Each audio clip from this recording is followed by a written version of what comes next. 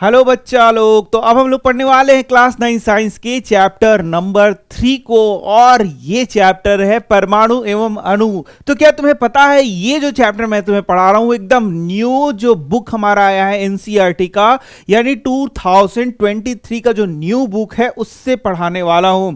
और यहां पर हम लोग हर एक लाइन को पढ़ेंगे, जो भी क्वेश्चन आंसर आते जाएगा उन सारे क्वेश्चन आंसर्स को भी देखते चलेंगे। तो बच्चा लोग वीडियो को थोड़ा फास्ट करके देखो, यदि फास्ट वीडियो देखोगे 1.5x फास्ट करके देखोगे तो जल्दी से ये वीडियो समाप्त हो जाएगा। चलो देखते हैं हमारे चैप्टर में क्या क्या लिखा हुआ है भाई, चलो देखते हैं।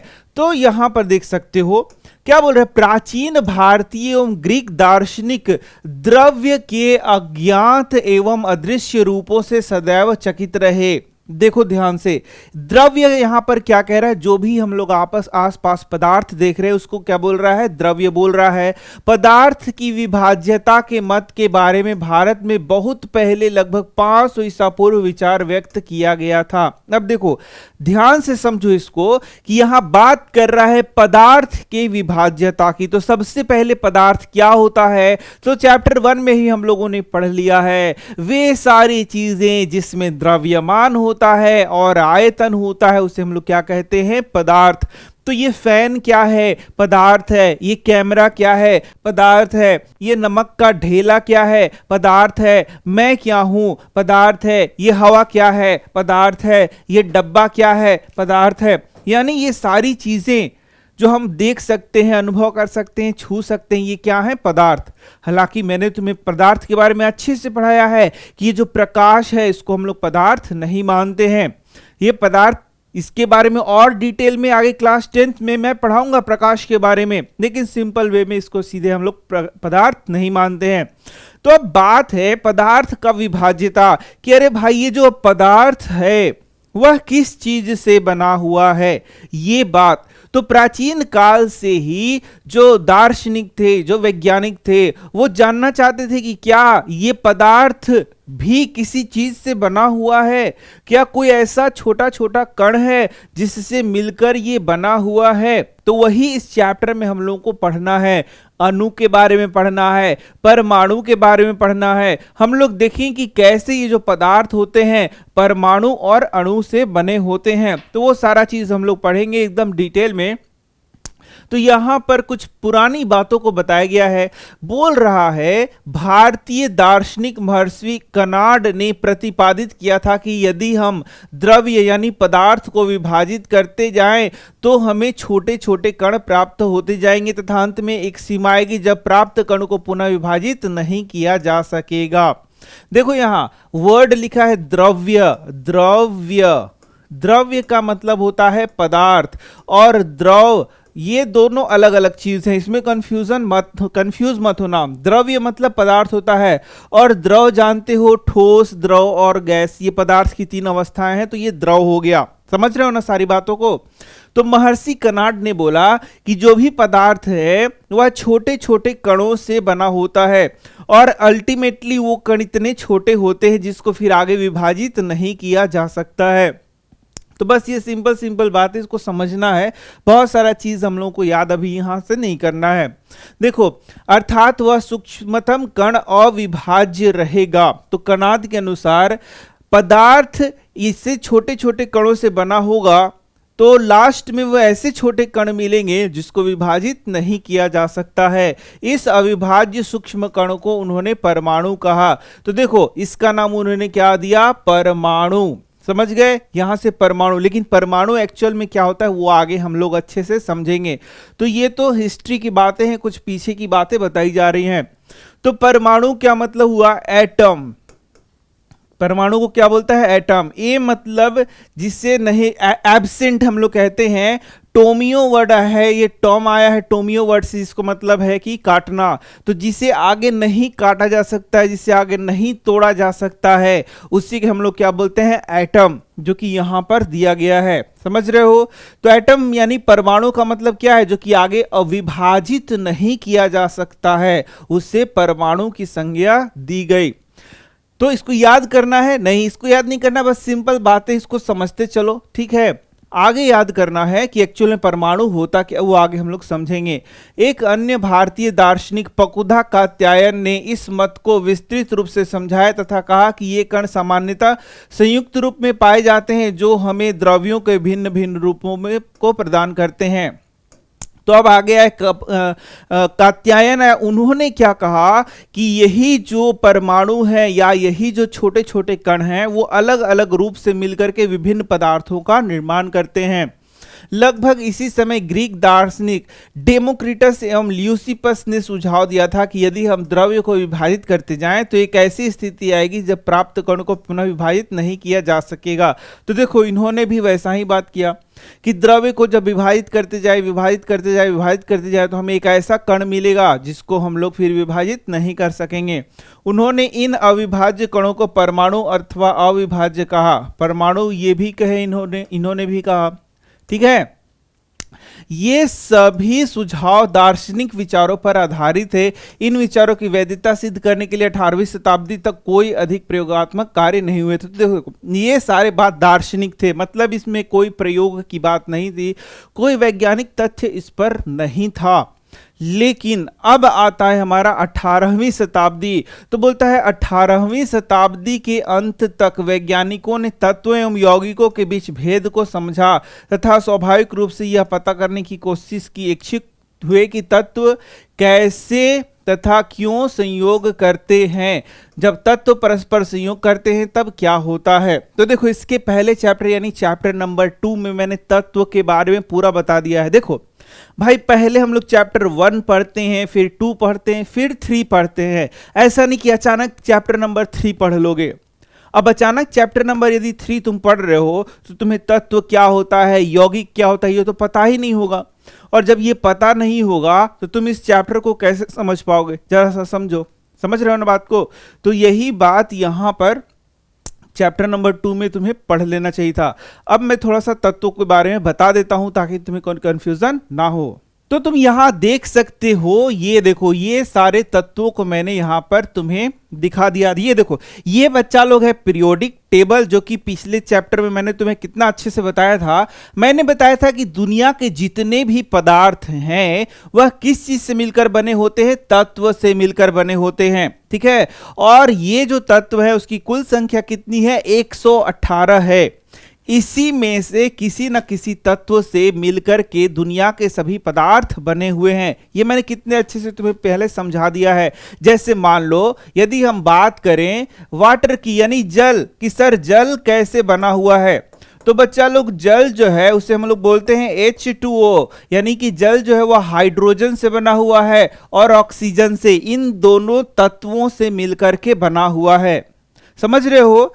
इसी प्रकार से यदि हम बात करें ग्लूकोज की कि ग्लूकोज कैसे बना है, तो हम लोग देखते हैं ग्लूकोज क्या होता है, C6H12O6, यानी कि ये जो ग्लूकोज है वह किससे बना है, कार्बन नामक तत्व से बना है, हाइड्रोजन नामक तत्व से बना है, ऑक्सीजन नामक तत्व से बना है।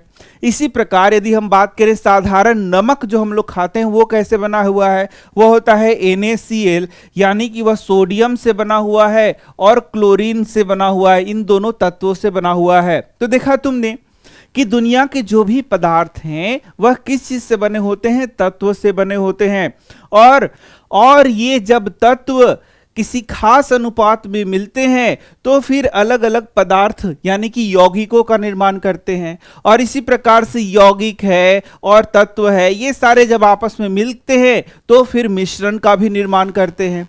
तो कुल मिला के तुम समझो कि दुनिया के जितने पदार्थ हैं वो किस चीज से बने हुए हैं, तत्व से बने हुए हैं, जैसा कि यहां बताया गया।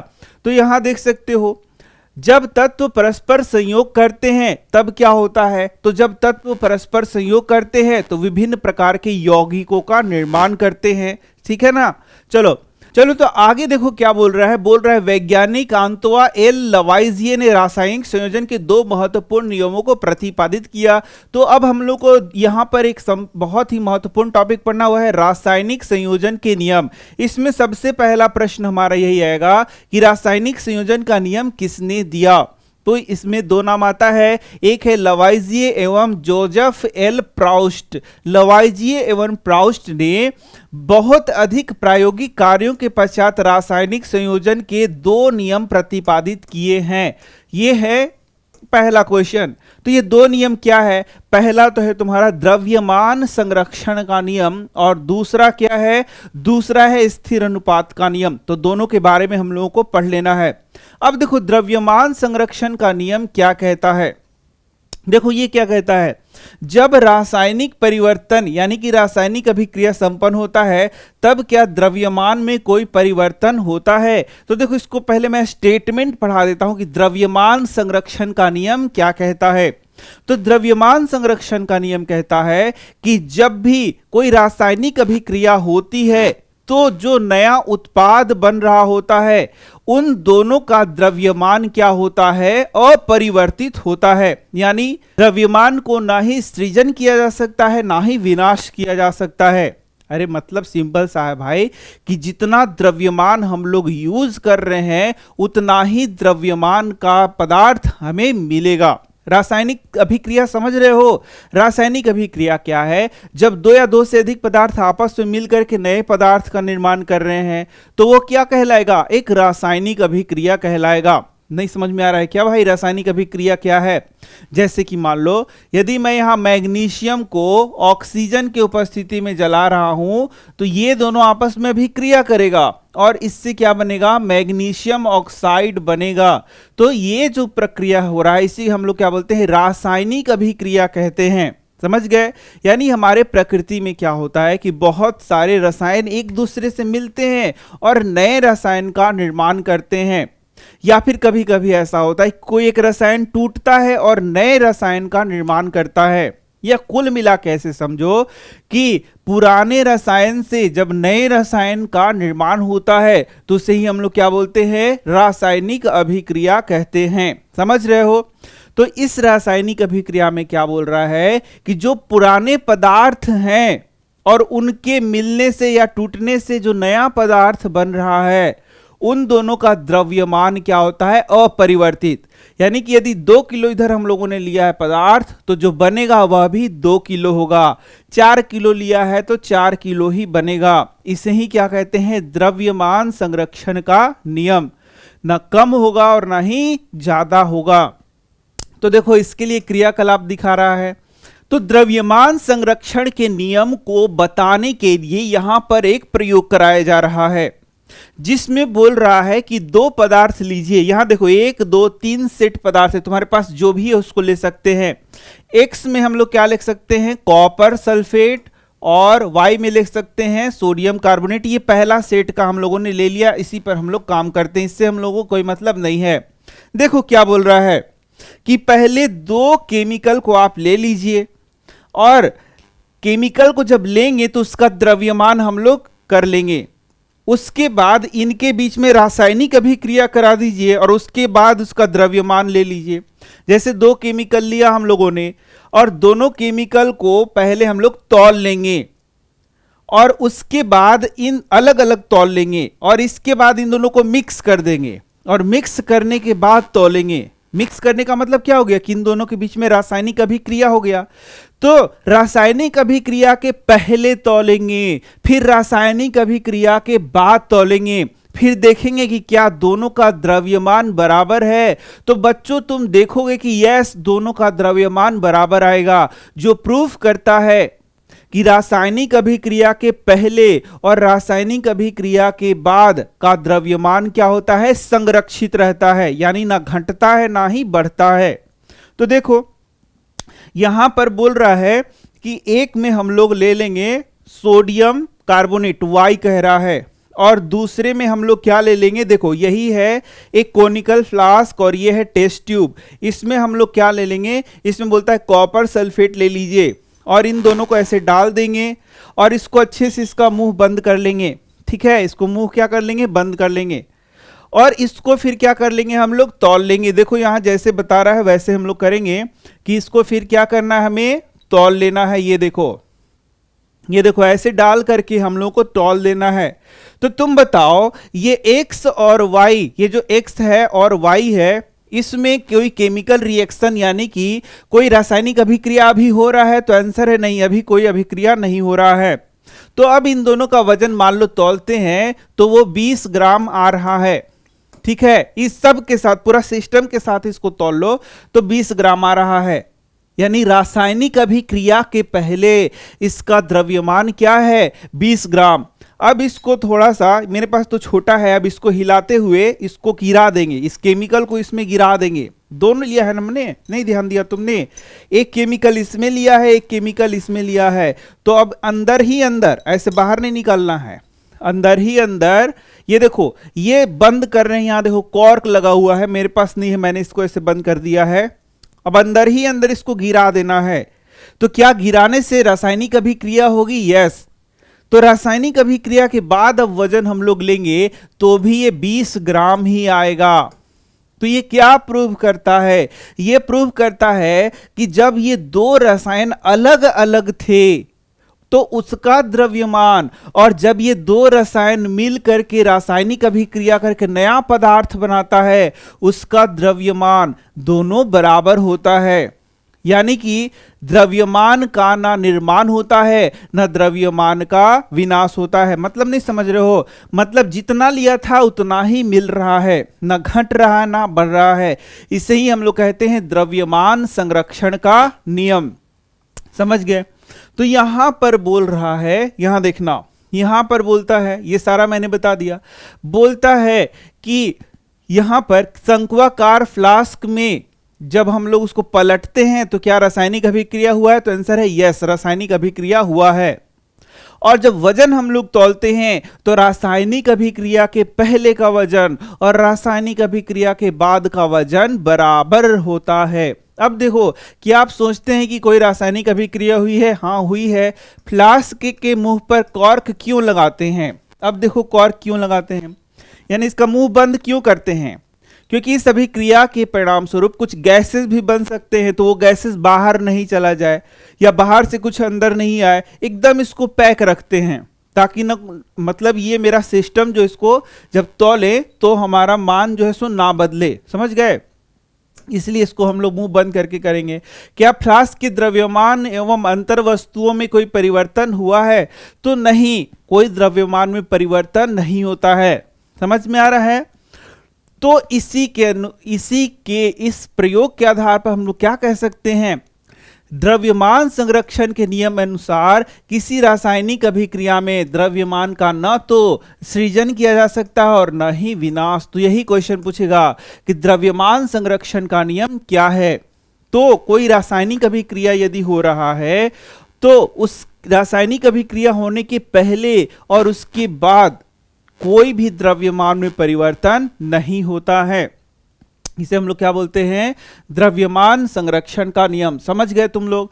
अब आ गया हमारा दूसरा, स्थिर अनुपात का नियम। दूसरा क्या है? स्थिर अनुपात का नियम। स्थिर अनुपात का नियम क्या कहता है? स्थिर अनुपात का नियम कहता है, तो लवाइजिए एवं अन्य वैज्ञानिकों ने इस बात पर प्रकाश डाला कि कोई भी यौगिक दो या दो से अधिक तत्वों से बनता है। अभी मैंने जैसे बताया था कि कोई भी यौगिक कैसे बन रहा है? दो तत्व के मिलने से बन रहा है या दो से अधिक तत्वों के मिलने से बन रहा है। इसके पहले चैप्टर में भी पढ़ा दिया था, यहां भी तुम्हें पढ़ा दिया है, देख लो। जैसे कि H2O नामक यौगिक कैसे बन रहा है? हाइड्रोजन और ऑक्सीजन के मिलने से। NaCl नामक यौगिक किससे बन रहा है? सोडियम और क्लोरीन के मिलने से। C6H12O6 किससे मिल रहा है? कार्बन, हाइड्रोजन और ऑक्सीजन के मिलने से बन रहा है। तो बोलता यहां पर यही है, स्थिर अनुपात का नियम क्या कहता है कि जब दो या दो से अधिक तत्व मिलकर के यौगिक बनाते हैं तो इस प्रकार प्राप्त यौगिक में इन तत्वों का अनुपात स्थिर होता है, चाहे इसे किसी भी स्थान से प्राप्त किया गया हो अथवा किसी प्रकार से इसको बनाया गया हो। तो सरल भाषा में ऐसे समझो, यदि हम लोग बात करते हैं जल की, जल, तो जल में H2O होता है, यानी कि हाइड्रोजन 2 है और ऑक्सीजन 1 है। यहां देखो, इसको मैं आगे भी सिखाऊंगा तुम्हें कि हाइड्रोजन कितना है, यहां 2 और ऑक्सीजन यहां कुछ नहीं है, मतलब 1 लिखा हुआ है। तो जब भी जल की बात करेंगे तो हाइड्रोजन 2 और ऑक्सीजन 1 ही होगा, यानी ये अनुपात क्या है, इसका स्थिर है। कभी भी ऐसा नहीं होगा कि H3O होगा, H2O5 होगा, H6O5 होगा, ऐसा कभी भी नहीं होना है। जब भी यदि जल की बात करते हैं तो हाइड्रोजन 2 ही होगा, ऑक्सीजन 1 ही होगा, तभी उसको जल मानेंगे। जैसे कि एक और है H2O2, तो क्या इसको जल मानेंगे? तो आंसर है नहीं, क्योंकि हाइड्रोजन तो 2 है लेकिन ऑक्सीजन भी यहां 2 है, तो इसको बोलते हैं हाइड्रोजन पेरोक्साइड, यानी ये जल नहीं है, ये दूसरा कोई केमिकल रसायन हो गया है। तो अब यहां पर बात वही आता है कि अब यहां पर यदि हम बोले कि यह अब जल कहां का जल है, अब ये ध्यान देना है। नाली से यदि ये जल लेंगे तब भी उसमें हाइड्रोजन 2 होगा और ऑक्सीजन 1 ही होगा। यदि कुएं का जल लेंगे तो भी हाइड्रोजन 2 होगा और ऑक्सीजन 1 ही होगा। यदि भारत का जल लेंगे तो भी हाइड्रोजन 2 होगा और ऑक्सीजन 1 ही होगा। और यदि अमेरिका का भी जल लेंगे तो हाइड्रोजन 2 और ऑक्सीजन 1 ही होगा। यदि प्रयोगशाला में हम लोग जल बनाएंगे तब भी हाइड्रोजन 2 होगा और ऑक्सीजन 1 ही होगा। और यदि प्रकृति से जल लेंगे तो भी हाइड्रोजन 2 और ऑक्सीजन 1 ही होगा। यानी जल की यदि बात करें तो हमेशा हाइड्रोजन 2 और ऑक्सीजन 1 ही होगा। इसे ही कहते हैं स्थिर अनुपात का नियम। मतलब कि यदि कोई यौगिक है तो उसमें जो यहां पर तत्व मिल रहे हैं वो एकदम स्थिर होंगे, उसका अनुपात क्या होगा? स्थिर होगा। लेकिन आगे हम लोग देखें कि बाय मास, यानी इसका मास का द्रव्यमान हम लोग मतलब इसका द्रव्यमान निकालते हैं अलग अलग और उसको हम लोग निश्चित करके बताते हैं। तो ये तुम्हें समझ में आ गया होगा। इस तरीके से यदि हम लोग ग्लूकोज की बात करें तो कहीं से भी ग्लूकोज लें, या फिर ग्लूकोज नहीं, मान लो कि संगमरमर की बात करें तो कहीं से भी संगमरमर बात करें तो CaCO3 होता है, यानी उसमें कैल्शियम 1 होगा, कार्बन 1 होगा और ऑक्सीजन क्या होगा? 3 होगा। चाहे वो भारत का संगमरमर हो, चाहे विदेशी संगमरमर हो या कहीं का संगमरमर हो, उसमें कार्बन हमेशा 1 होगा, ऑक्सीजन 3 होगा और कैल्शियम क्या होगा? 1 होगा। एक अणु में, ये भी याद रखना। तो इस तरीके से ये स्थिर अनुपात को दिखाता है। अब चलो, अब यहां देखना, अब यहां जो चीज लिखा हुआ है उसको थोड़ा चैप्टर के आगे जब जाएंगे तो और अच्छे से समझ में आएगा। अभी तो बस बता दे रहा है, चैप्टर के आगे में उसका वर्णन दिया हुआ है कि कैसे कोई तत्व है तो उसका परमाणु द्रव्यमान होता है, परमाणु क्रमांक होता है। तो वो सब जानोगे तब इसको ज्यादा समझ पाओगे। देखो पहले ही ये लिख दिया है तो तुम्हें थोड़ा सा मुश्किल हो सकता है। यहां देखना, यौगिक जल में हाइड्रोजन एवं ऑक्सीजन के द्रव्यमानों के अनुपात सदैव 1:8 होता है, चाहे वह जल स्रोत कोई भी हो। यहां देखना, तो जैसे मैंने यहां पर परमाणुओं का अनुपात बताया, अब यदि इसका द्रव्यमान का अनुपात ले तो द्रव्यमान क्या होता है आगे पढ़ाया गया है, यहां समझ में नहीं आएगा। तो यदि हाइड्रोजन का द्रव्यमान लेंगे तो 1 × 2 हो जाएगा तो 2, और ऑक्सीजन का द्रव्यमान हो जाता है 16। ठीक है, तो यानी कि इसका द्रव्यमान 1:8 होगा। समझ गए?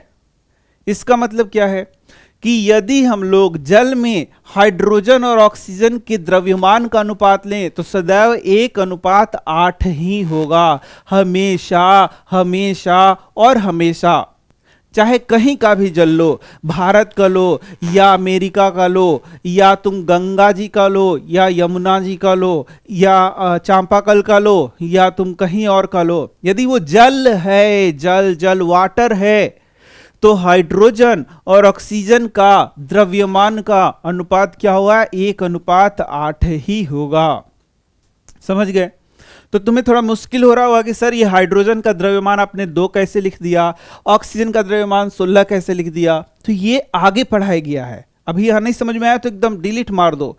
पीछे मतलब आगे जब मैं पढ़ाऊंगा उसके बाद फिर से इसको आके पढ़ना तो समझ में आ जाएगा कि ये कैसे हुआ है। समझ गए?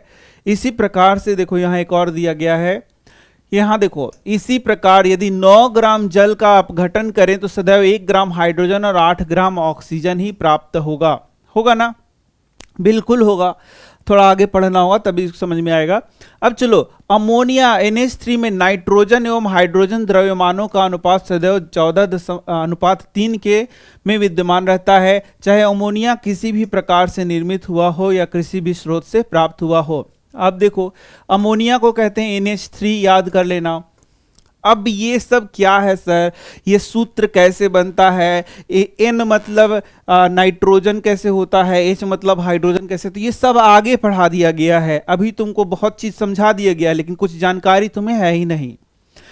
तो N मतलब नाइट्रोजन, इसका द्रव्यमान होता है 14 और हाइड्रोजन का द्रव्यमान 1 होता है, लेकिन 3 है यहाँ पर। देखो, हाइड्रोजन का द्रव्यमान 1 होगा, लेकिन ये कितनी संख्या में है, 3, तो गुना 3 करेंगे तो यहाँ 3 लिख सकते हैं, यानी 14:3 में इसका द्रव्यमान का अनुपात है, और सदैव यह इसी द्रव्यमान के अनुपात में पाया जाएगा, चाहे किसी भी तरीके से इसको बनाया जाए।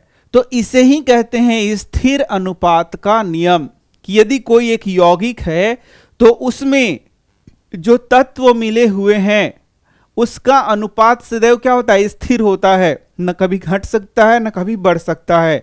समझ गए? तो यही है स्थिर अनुपात का नियम। उपरोक्त उदाहरणों से स्थिर अनुपात के नियम की व्याख्या होती है, जिसे निश्चित अनुपात का नियम भी कहते हैं। तो ये दोनों बात जान लो, स्थिर अनुपात के नियम को ही निश्चित अनुपात का नियम भी कहते हैं। तो चलो निश्चित अनुपात के अब परिभाषा को देख लेते हैं। तो यहां क्लियरली लिखा हुआ है, प्राउस्ट ने इस नियम को इस प्रकार से व्यक्त किया, किसी भी यौगिक समझ रहे हो ना, 2 या 2 से अधिक तत्व जब आपस में निश्चित अनुपात में मिलते हैं तो यौगिक बनाते हैं। तो बोलता है किसी भी यौगिक में जो तत्व होते हैं वे सदैव एक निश्चित अनुपात में विद्यमान होते हैं। ये तो हमें पता ही है, लेकिन यह एक वर्ड जोड़ दिया गया है, निश्चित द्रव्यमान के अनुपात में विद्यमान होते हैं। समझ गए? तो भाई कोई भी यौगिक है उसमें तत्व एक निश्चित अनुपात में विद्यमान होते हैं, लेकिन वहां पर वर्ड लिख दिया है द्रव्यमान के, मतलब जो तत्व है उसको द्रव्यमान के रूप में यहां व्यक्त करना है, यही यहां पर लिख रहा है। ठीक है, तो इस तरीके से इसको हम लोग यहां समझ सकते हैं। अब देखो जॉन डाल्टन के बारे में लिखा है। जॉन डाल्टन का जन्म 1766 में इंग्लैंड के एक गरीब जुलाहा परिवार में हुआ था। 12 वर्ष की आयु में उन्होंने एक शिक्षक के रूप में अपनी जीविका शुरू की। 7 साल बाद वह एक स्कूल में प्रिंसिपल बन गए। सन 1793 में जॉन डाल्टन एक कॉलेज में गणित, भौतिकी एवं रसायन शास्त्र पढ़ाने के लिए मैनचेस्टर चले गए। वहां पर उन्होंने अपने जीवन का अधिकांश समय शिक्षण एवं शोध कार्यों में व्यक्त किया। सन 1808 में अपने परमाणु सिद्धांत को प्रस्तुत किया, और यही हम लोगों को पढ़ना है। हम लोगों को यहां से बहुत इंपॉर्टेंट एक क्वेश्चन आएगा, वह है जॉन डाल्टन का परमाणु सिद्धांत। तो जॉन डाल्टन का परमाणु सिद्धांत उन्होंने कब प्रतिपादित किया था? 1808 में। इसी को हम लोग को यहां पर समझना है। चलो, तो यहां पर अब हम लोग आगे बढ़ते हैं तो बोल रहा है, वैज्ञानिकों की अगली समस्या इन नियमों को उचित व्याख्या करने की थी। अंग्रेज रसायनज्ञ जॉन डाल्टन द्रव्यों की प्रकृति के बारे में एक आधारभूत सिद्धांत प्रस्तुत किया। डाल्टन ने द्रव्यों को विभाज्यता का विचार प्रदान किया, जिसे उस समय तक दार्शनिकता माना जाता था। यानी कि जॉन डाल्टन ने बोला कि जो भी पदार्थ यहाँ पर दिख रहे हैं वो तो बड़े बड़े हैं, जैसे ये भी पदार्थ है, मैं भी पदार्थ हूँ, कैमरा भी पदार्थ है। तो उन्होंने बोला कि ये जो पदार्थ हैं छोटे छोटे सूक्ष्म कणों से बने होते हैं, यह इन्होंने बताया। तो ग्रीक दार्शनिक के द्वारा द्रव्यों के सूक्ष्मतम अविभाज्य कण, जिसे परमाणु नाम दिया गया था, उसे डाल्टन ने भी परमाणु नाम दिया। यानी डाल्टन ने भी उसे परमाणु कहा। डाल्टन का यह सिद्धांत रासायनिक संयोजन के नियमों पर आधारित था। डाल्टन के परमाणु सिद्धांत ने द्रव्यमान के संरक्षण के नियम एवं निश्चित अनुपात के नियम की युक्ति संगत व्याख्या की। देखो, तो अभी हम लोगों ने द्रव्यमान संरक्षण का नियम पढ़ा था, जिसमें हम लोगों ने देखा था कि कैसे अभिक्रिया के पहले और अभिक्रिया के बाद जो द्रव्यमान है घटता है, ना ही बढ़ता है। फिर हम लोगों ने देखा कि कोई भी यौगिक है तो उसका जो तत्व है उसका द्रव्यमान सदा क्या होता है? निश्चित अनुपात में मिलता है ना? ये हम लोगों ने देखा था। तो आखिर ये कैसे होता है, इसकी व्याख्या किसने की? जॉन डाल्टन ने की, और उन्होंने परमाणु सिद्धांत को दिया। तो डाल्टन के परमाणु सिद्धांत के अनुसार सभी द्रव्य, चाहे वो तत्व हो, यौगिक हो या मिश्रण हो, सूक्ष्म कणों से बने होते हैं, जिसे हम लोग परमाणु कहते हैं। इसी को तो हम लोगों को समझना है। देखो यहां पर यही बात हम लोग को अच्छे से समझ लेना है ताकि हमें आगे दिक्कत ना हो। तो देखो दुनिया में जितने भी चीजें हैं हम लोग उसको क्या कह रहे हैं? पदार्थ कह रहे हैं बच्चों। कह रहे हैं कि नहीं कह रहे हैं? बिल्कुल। अब ये जो पदार्थ हैं, ये पदार्थ किस रूप में हमें मिलेंगे? तो या तो तत्व के रूप में मिलेंगे, या यौगिक के रूप में मिलेंगे, या फिर किस रूप में मिलेंगे? मिश्रण के रूप में मिलेंगे। ठीक है, ये ध्यान देना। और ये जो पदार्थ हैं किस रूप में मिलते हैं? यहां पर जितने भी पदार्थ हैं, जैसे ऑक्सीजन किस रूप में मिल रहा है? तत्व के रूप में मिल रहा है। नाइट्रोजन किस रूप में, यहां हवा में है ना नाइट्रोजन, किस रूप में मिल रहा है? तत्व के रूप में मिल रहा है। लेकिन जो कार्बन डाइऑक्साइड है किस रूप में मिल रहा है? यौगिक के रूप में मिल रहा है। और सब मिल करके जो हवा एक मिश्रण बना रहा है, तो मिश्रण के रूप में ये पदार्थ है। समझ में आ रहा है? यहां पर जो भी चीज देखो, या तो वो तत्व ही होगा, या तो यौगिक ही होगा, या तो मिश्रण ही होगा। अगल बगल जितना भी चीज देख सकते हो, कपड़ा से लेकर के फ्रिज, टीवी, कूलर, कुछ भी देख लो, बॉल देख लो, सब या तो तत्व होगा, या तो मिश्रण होगा, या तो यौगिक के रूप में रहेगा। और इन सब को बात करें तो ये तत्व, यौगिक या मिश्रण, ये किससे बना है? 118 तत्वों से ही बना है। 118 तत्व पढ़ा है ना तुमने कि 118 तत्व हैं, उन्हीं में से किसी न किसी से मिलकर के या तो तत्व बना है, या तो तत्व से ही बना रहेगा। तो यौगिक भी इसी में से किसी तत्व से बना है, और यही सब आपस में किसी भी अनुपात में मिलता है। तो मिश्रण भी किससे बना है? तत्व से मिला है। अब ये जो भी तत्व है वह किससे बने हैं? परमाणु से। किससे बने हैं बच्चा लोग? परमाणु से। यही जॉन डाल्टन ने भी बोला था कि पदार्थ चाहे किसी भी रूप में हो, तत्व के रूप में, यौगिक के रूप में या मिश्रण के रूप में, वह छोटे छोटे अविभाज्य कणों से मिलकर बना होता है, जिसे हम लोग क्या बोलते हैं? परमाणु। तो परमाणु को डाल्टन ने क्या कहा था? अविभाज्य कण कहा था। लेकिन आज हम जानते हैं कि परमाणु में भी क्या पाया जाता है? इलेक्ट्रॉन, प्रोटॉन और न्यूट्रॉन, जिसको हम लोग आगे के चैप्टर में पढ़ेंगे। यानी कि यहां तक हम लोगों को इस चैप्टर में पढ़ना है, इसके बाद आएगा इलेक्ट्रॉन, प्रोटॉन, न्यूट्रॉन, जिसको हम लोग को आगे के चैप्टर में पढ़ना है। तो यदि अब परमाणु की संरचना जो है वह नेक्स्ट चैप्टर है। तो परमाणु का यदि संरचना देखा जाए तो इस तरीके से उसका संरचना होगा, जिसमें क्या होता है? नाभिक होता है, और अगल बगल क्या होते हैं? कक्षाएं होती हैं। नाभिक में प्रोटॉन और न्यूट्रॉन होता है, और कक्षाओं में क्या होता है? इलेक्ट्रॉन होता है। तो इस चैप्टर में जो बताया गया है, बोला गया है परमाणु क्या है? अविभाज्य कण है। लेकिन नेक्स्ट चैप्टर में हम लोग देखेंगे कि परमाणु में भी सब एटॉमिक पार्टिकल्स होते हैं, जिसको हम लोग इलेक्ट्रॉन, प्रोटॉन, न्यूट्रॉन के नाम से जानते हैं। तो ये वाला बात तो हम लोग आगे पढ़ेंगे, हालांकि मैंने यहां सिखाने का तुम्हें कोशिश किया। तो यहां तक तुम्हें क्या समझ में आया? यहां तक तुम्हें समझ में आया होगा कि आखिर जितनी भी चीजें हैं वह किस चीज से बनी है? परमाणु से ही बनी है। समझ में आ रहा है ना मैं जो बता रहा हूं? क्या कोई भी चीज किस चीज से बना हुआ है? अल्टीमेटली परमाणु से ही बना है। चीज मतलब पदार्थ में हम लोग बोल रहे हैं। तो पदार्थ में तत्व, यौगिक, मिश्रण हो सकते हैं। ये सभी हम जानते हैं कि 118 तत्व से ही बने हुए हैं, मतलब किसी न किसी तत्व से। और ये जो तत्व होता है वह किससे बना होता है भाई? परमाणु से बना होता है। कोई दिक्कत, कोई समस्या नहीं। तो वही बात यहां भी लिखा हुआ है, देख लो। तो उन्होंने बोला सभी पदार्थ चाहे वो तत्व हो, यौगिक हो या मिश्रण हो, वह किससे बना हुआ है? परमाणु से बना हुआ है। चलो अब इसको हम लोग थोड़ा सा और अच्छे से देख लेते हैं, फिर तुम्हें ज्यादा दिक्कत नहीं होगा। ये देखो, चलो यहां पर उदाहरण हम लोग देखो, यही है 118 तत्व। इसी 118 तत्व से यहां देखना, मैं एकदम इसको अच्छे से समझाने का कोशिश कर रहा हूं। देखो, तो कोई भी पदार्थ हम लोग लेंगे, जैसे कि वायु हम लोगों ने ले लिया, एक क्या है? पदार्थ। तो वायु में क्या क्या है? वायु में तत्व भी है, यौगिक भी है, और वायु स्वयं में क्या है? एक मिश्रण है। अब तत्व कौन सा है वायु में, देखो तत्व कौन सा है, नाइट्रोजन है कि नहीं है, वायु में नाइट्रोजन है ना, ऑक्सीजन भी है, तो ये सब तत्व है। यौगिक कौन सा है, वायु में H2O भी है, CO2 भी है, और ये सब मिल कर के ही मिश्रण यानी वायु का निर्माण कर रहे हैं। समझ रहे हो तुम लोग, है ना, समझ में आ रहा है ना।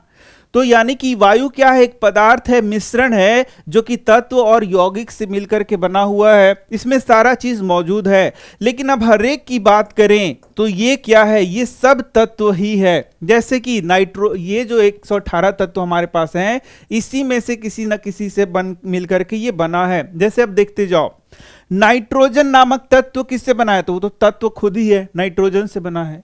ऑक्सीजन नामक तत्व किससे बना है, तो ऑक्सीजन से ही बना है। H2O नामक यौगिक किससे बना है, तो हाइड्रोजन और ऑक्सीजन से बना है। CO2 नामक यौगिक किससे बना है, तो कार्बन और ऑक्सीजन से बना है। देखा तुमने, इस प्रकार तुम जानना चाहोगे तो ये जो जितने भी पदार्थ होते हैं वह किसी न किसी तत्व से ही बने होते हैं। ये एकदम समझ में आ गया। अब ये जो तत्व होते हैं वे परमाणुओं से मिलकर के बने होते हैं। समझ में आ रहा है तुम्हें। यानी कि यदि हम लोग बोलें कि N2 तो बोलेंगे कि यह नाइट्रोजन नामक परमाणु से बना है। H2O तो ये हाइड्रोजन परमाणु और ऑक्सीजन परमाणु से बना है। CO2 तो बोलेंगे ये कार्बन परमाणु और ऑक्सीजन के परमाणु से मिलकर बना हुआ है। समझ गए। तो इस तरीके से हम लोग बोलते हैं कि यहां पर ये फिर परमाणुओं से ही मिलकर के बना हुआ है। तो अब आ गया हमारा बहुत ही इंपॉर्टेंट क्वेश्चन और बोलता है डाल्टन के सिद्धांत की विवेचना करिए। तो जॉन डाल्टन का परमाणु सिद्धांत क्वेश्चन बहुत ही पॉपुलर क्वेश्चन है जो बार बार पूछा जाएगा, बहुत ही आसान भी है। देखो क्या बोलता है, सभी पदार्थ परमाणुओं से बने होते हैं जो कि रासायनिक अभिक्रिया में भाग लेता है। सिंपल सा बात है कि जितने भी पदार्थ हैं, चाहे वो तत्व के रूप में रहें या यौगिक के रूप में रहें या मिश्रण के रूप में रहें, वो बनते किससे हैं, परमाणुओं से ही बनते हैं। दूसरा, परमाणु अविभाज्य सूक्ष्मतम कण होते हैं जो रासायनिक अभिक्रिया में न तो सृजित होते हैं और न ही उनका विनाश होता है। यहां देखो दूसरा क्या बोल रहा है, दूसरा बोल रहा है कि जो परमाणु है उसको आगे तोड़ा नहीं जा सकता है। ये जॉन डाल्टन का बात था। हालांकि अभी हम जानते हैं कि उसमें भी क्या होता है, इलेक्ट्रॉन, प्रोटॉन और न्यूट्रॉन होता है। तो जॉन डाल्टन ने क्या कहा कि जो परमाणु होते हैं वही रासायनिक अभिक्रिया में क्या करते हैं, भाग लेते हैं और रासायनिक अभिक्रिया को करते हैं। इसका एक उदाहरण देख सकते हो, जैसे कि मान लो ये हो गया आयरन और प्लस हो गया CuSO4, इससे अभिक्रिया होगा। तो ये देखो आयरन का परमाणु है, कॉपर का परमाणु है, सल्फर का परमाणु है, ऑक्सीजन का परमाणु है। तो जब रासायनिक अभिक्रिया होगा तो इससे जो नया चीज बनता है वह बनता है FeSO4 प्लस Cu। इसका मतलब इसमें परमाणु हिस्सा ले रहा है, परमाणु इसको यहां से हटा दे रहा है और परमाणु इसका जगह ले रहा है। यानी जो भी इसमें रासायनिक अभिक्रिया में चीजें हो रही हैं वह किस स्तर पर हो रही हैं, तो परमाणु के स्तर पर हो रहा है। समझ रहे हो। तो यही बात यहां पर बोल रहा था। जैसे एक देखो CaCO3, इसको जब हम लोग गर्म करेंगे तो ये बन जाएगा CaO प्लस CO2। यानी कि ये जो केमिकल है, रसायन है, यह टूट करके कैल्शियम ऑक्साइड और CO2 बना रहा है। तो यह परमाणु के स्तर पर यहां पर टूट रहा है। यानी ये जो अभिक्रिया हो रही है परमाणु के स्तर पर हो रही है। देखो कैल्शियम ऑक्सीजन से मिलकर के यहां पर आ गया, फिर कैल्शियम और ऑक्सीजन मिलकर के यहां पर आ गया। इस तरीके से आपस में ये क्या कर रहे हैं, एक दूसरे से अदला बदली होकर के, मतलब ये नए तरीके से यहां सज जा रहे हैं, यही समझो। और नए तरीके से सज रहे हैं तो ये किस लेवल पे सज रहे हैं, परमाणु के लेवल पर। तो वही बोलता है कि जो रासायनिक अभिक्रिया हो रही है वह किस स्तर पर हो रहा है, परमाणु के स्तर पर हो रहा है। और ना नया परमाणु बन रहा है और ना ही कोई वहां से गायब हो रहा है। ये भी ध्यान देखना। जैसे देखो यहां पर कैल्शियम का परमाणु है, कार्बन का और ऑक्सीजन का परमाणु है। तो इससे जब यहां बना तो नया आयरन का परमाणु यहां पर नहीं आ गया, या सोडियम का परमाणु यहां पर तुम्हें देखने को मिल रहा है क्या, नहीं। यानी कोई भी नया परमाणु नहीं बनता है। जो पुराना परमाणु है वही क्या करता है, यहां पर रीअरेंज होकर के यहां सज जाता है, कोई नया परमाणु नहीं आ रहा है, दिख रहा है ना, या कोई गायब भी नहीं हो रहा है।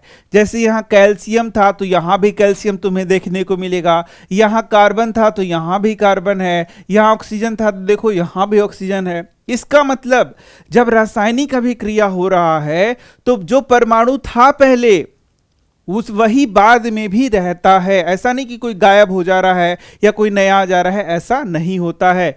यही बात यहां पर बता रहा है। इसके बाद देखो, दिए गए तत्व के सभी परमाणुओं का द्रव्यमान एवं रासायनिक गुणधर्म समान होता है।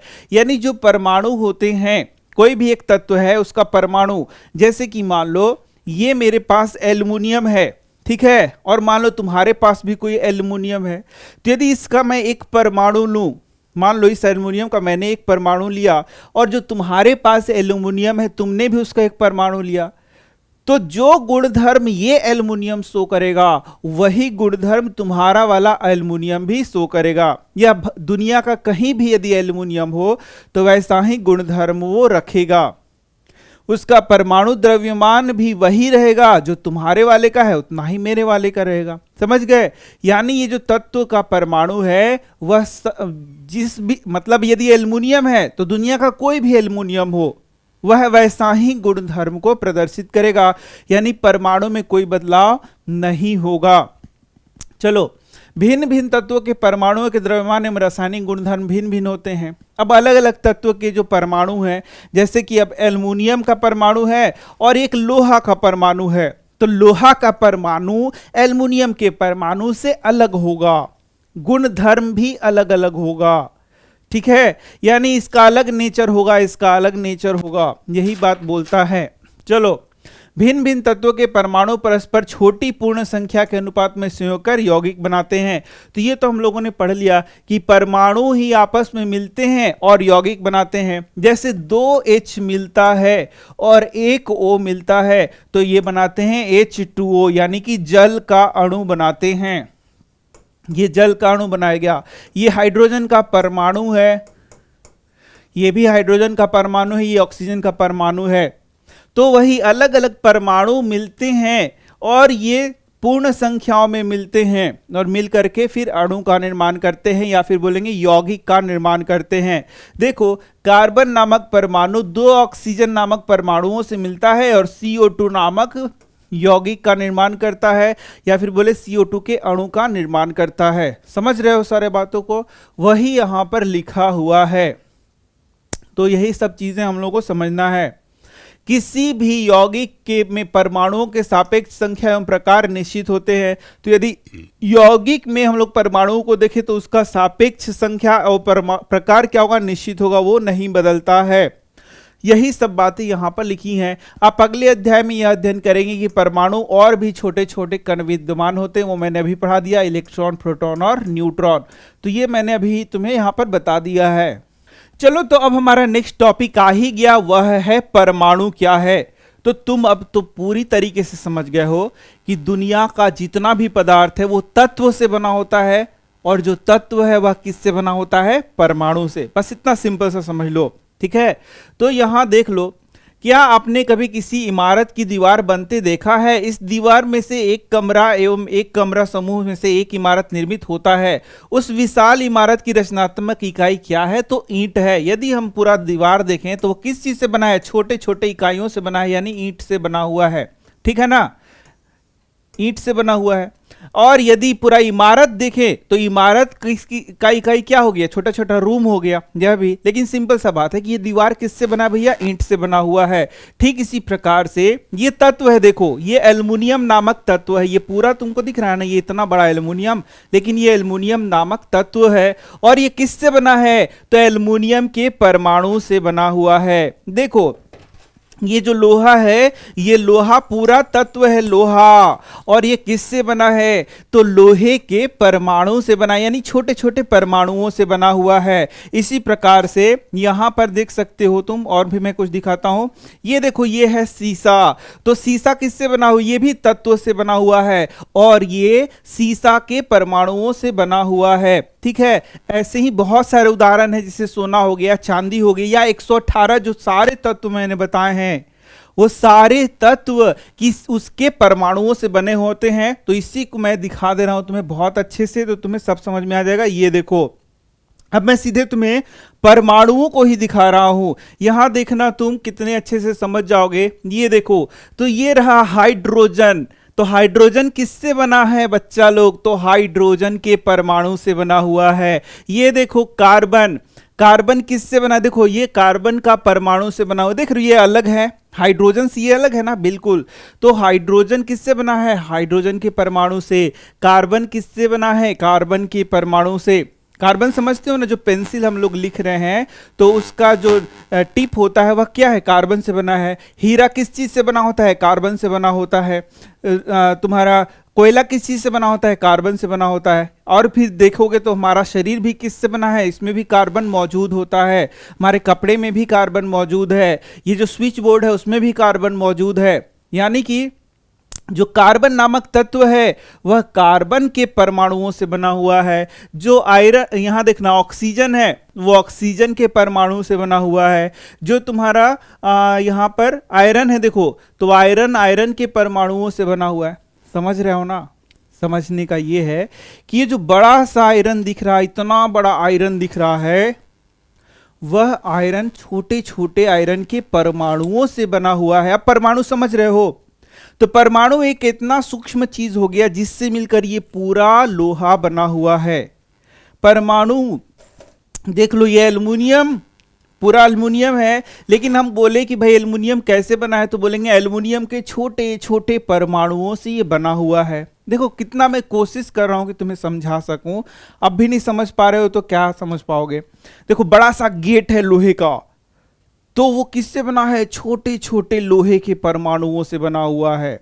सोना का कोई तुम्हारी माँ ने गहना पहना हुआ है, तो वह किससे बना हुआ है? देखो, सोना के, ये देखो, सोना के परमाणुओं से बना हुआ। ये देखो, सोना का परमाणु।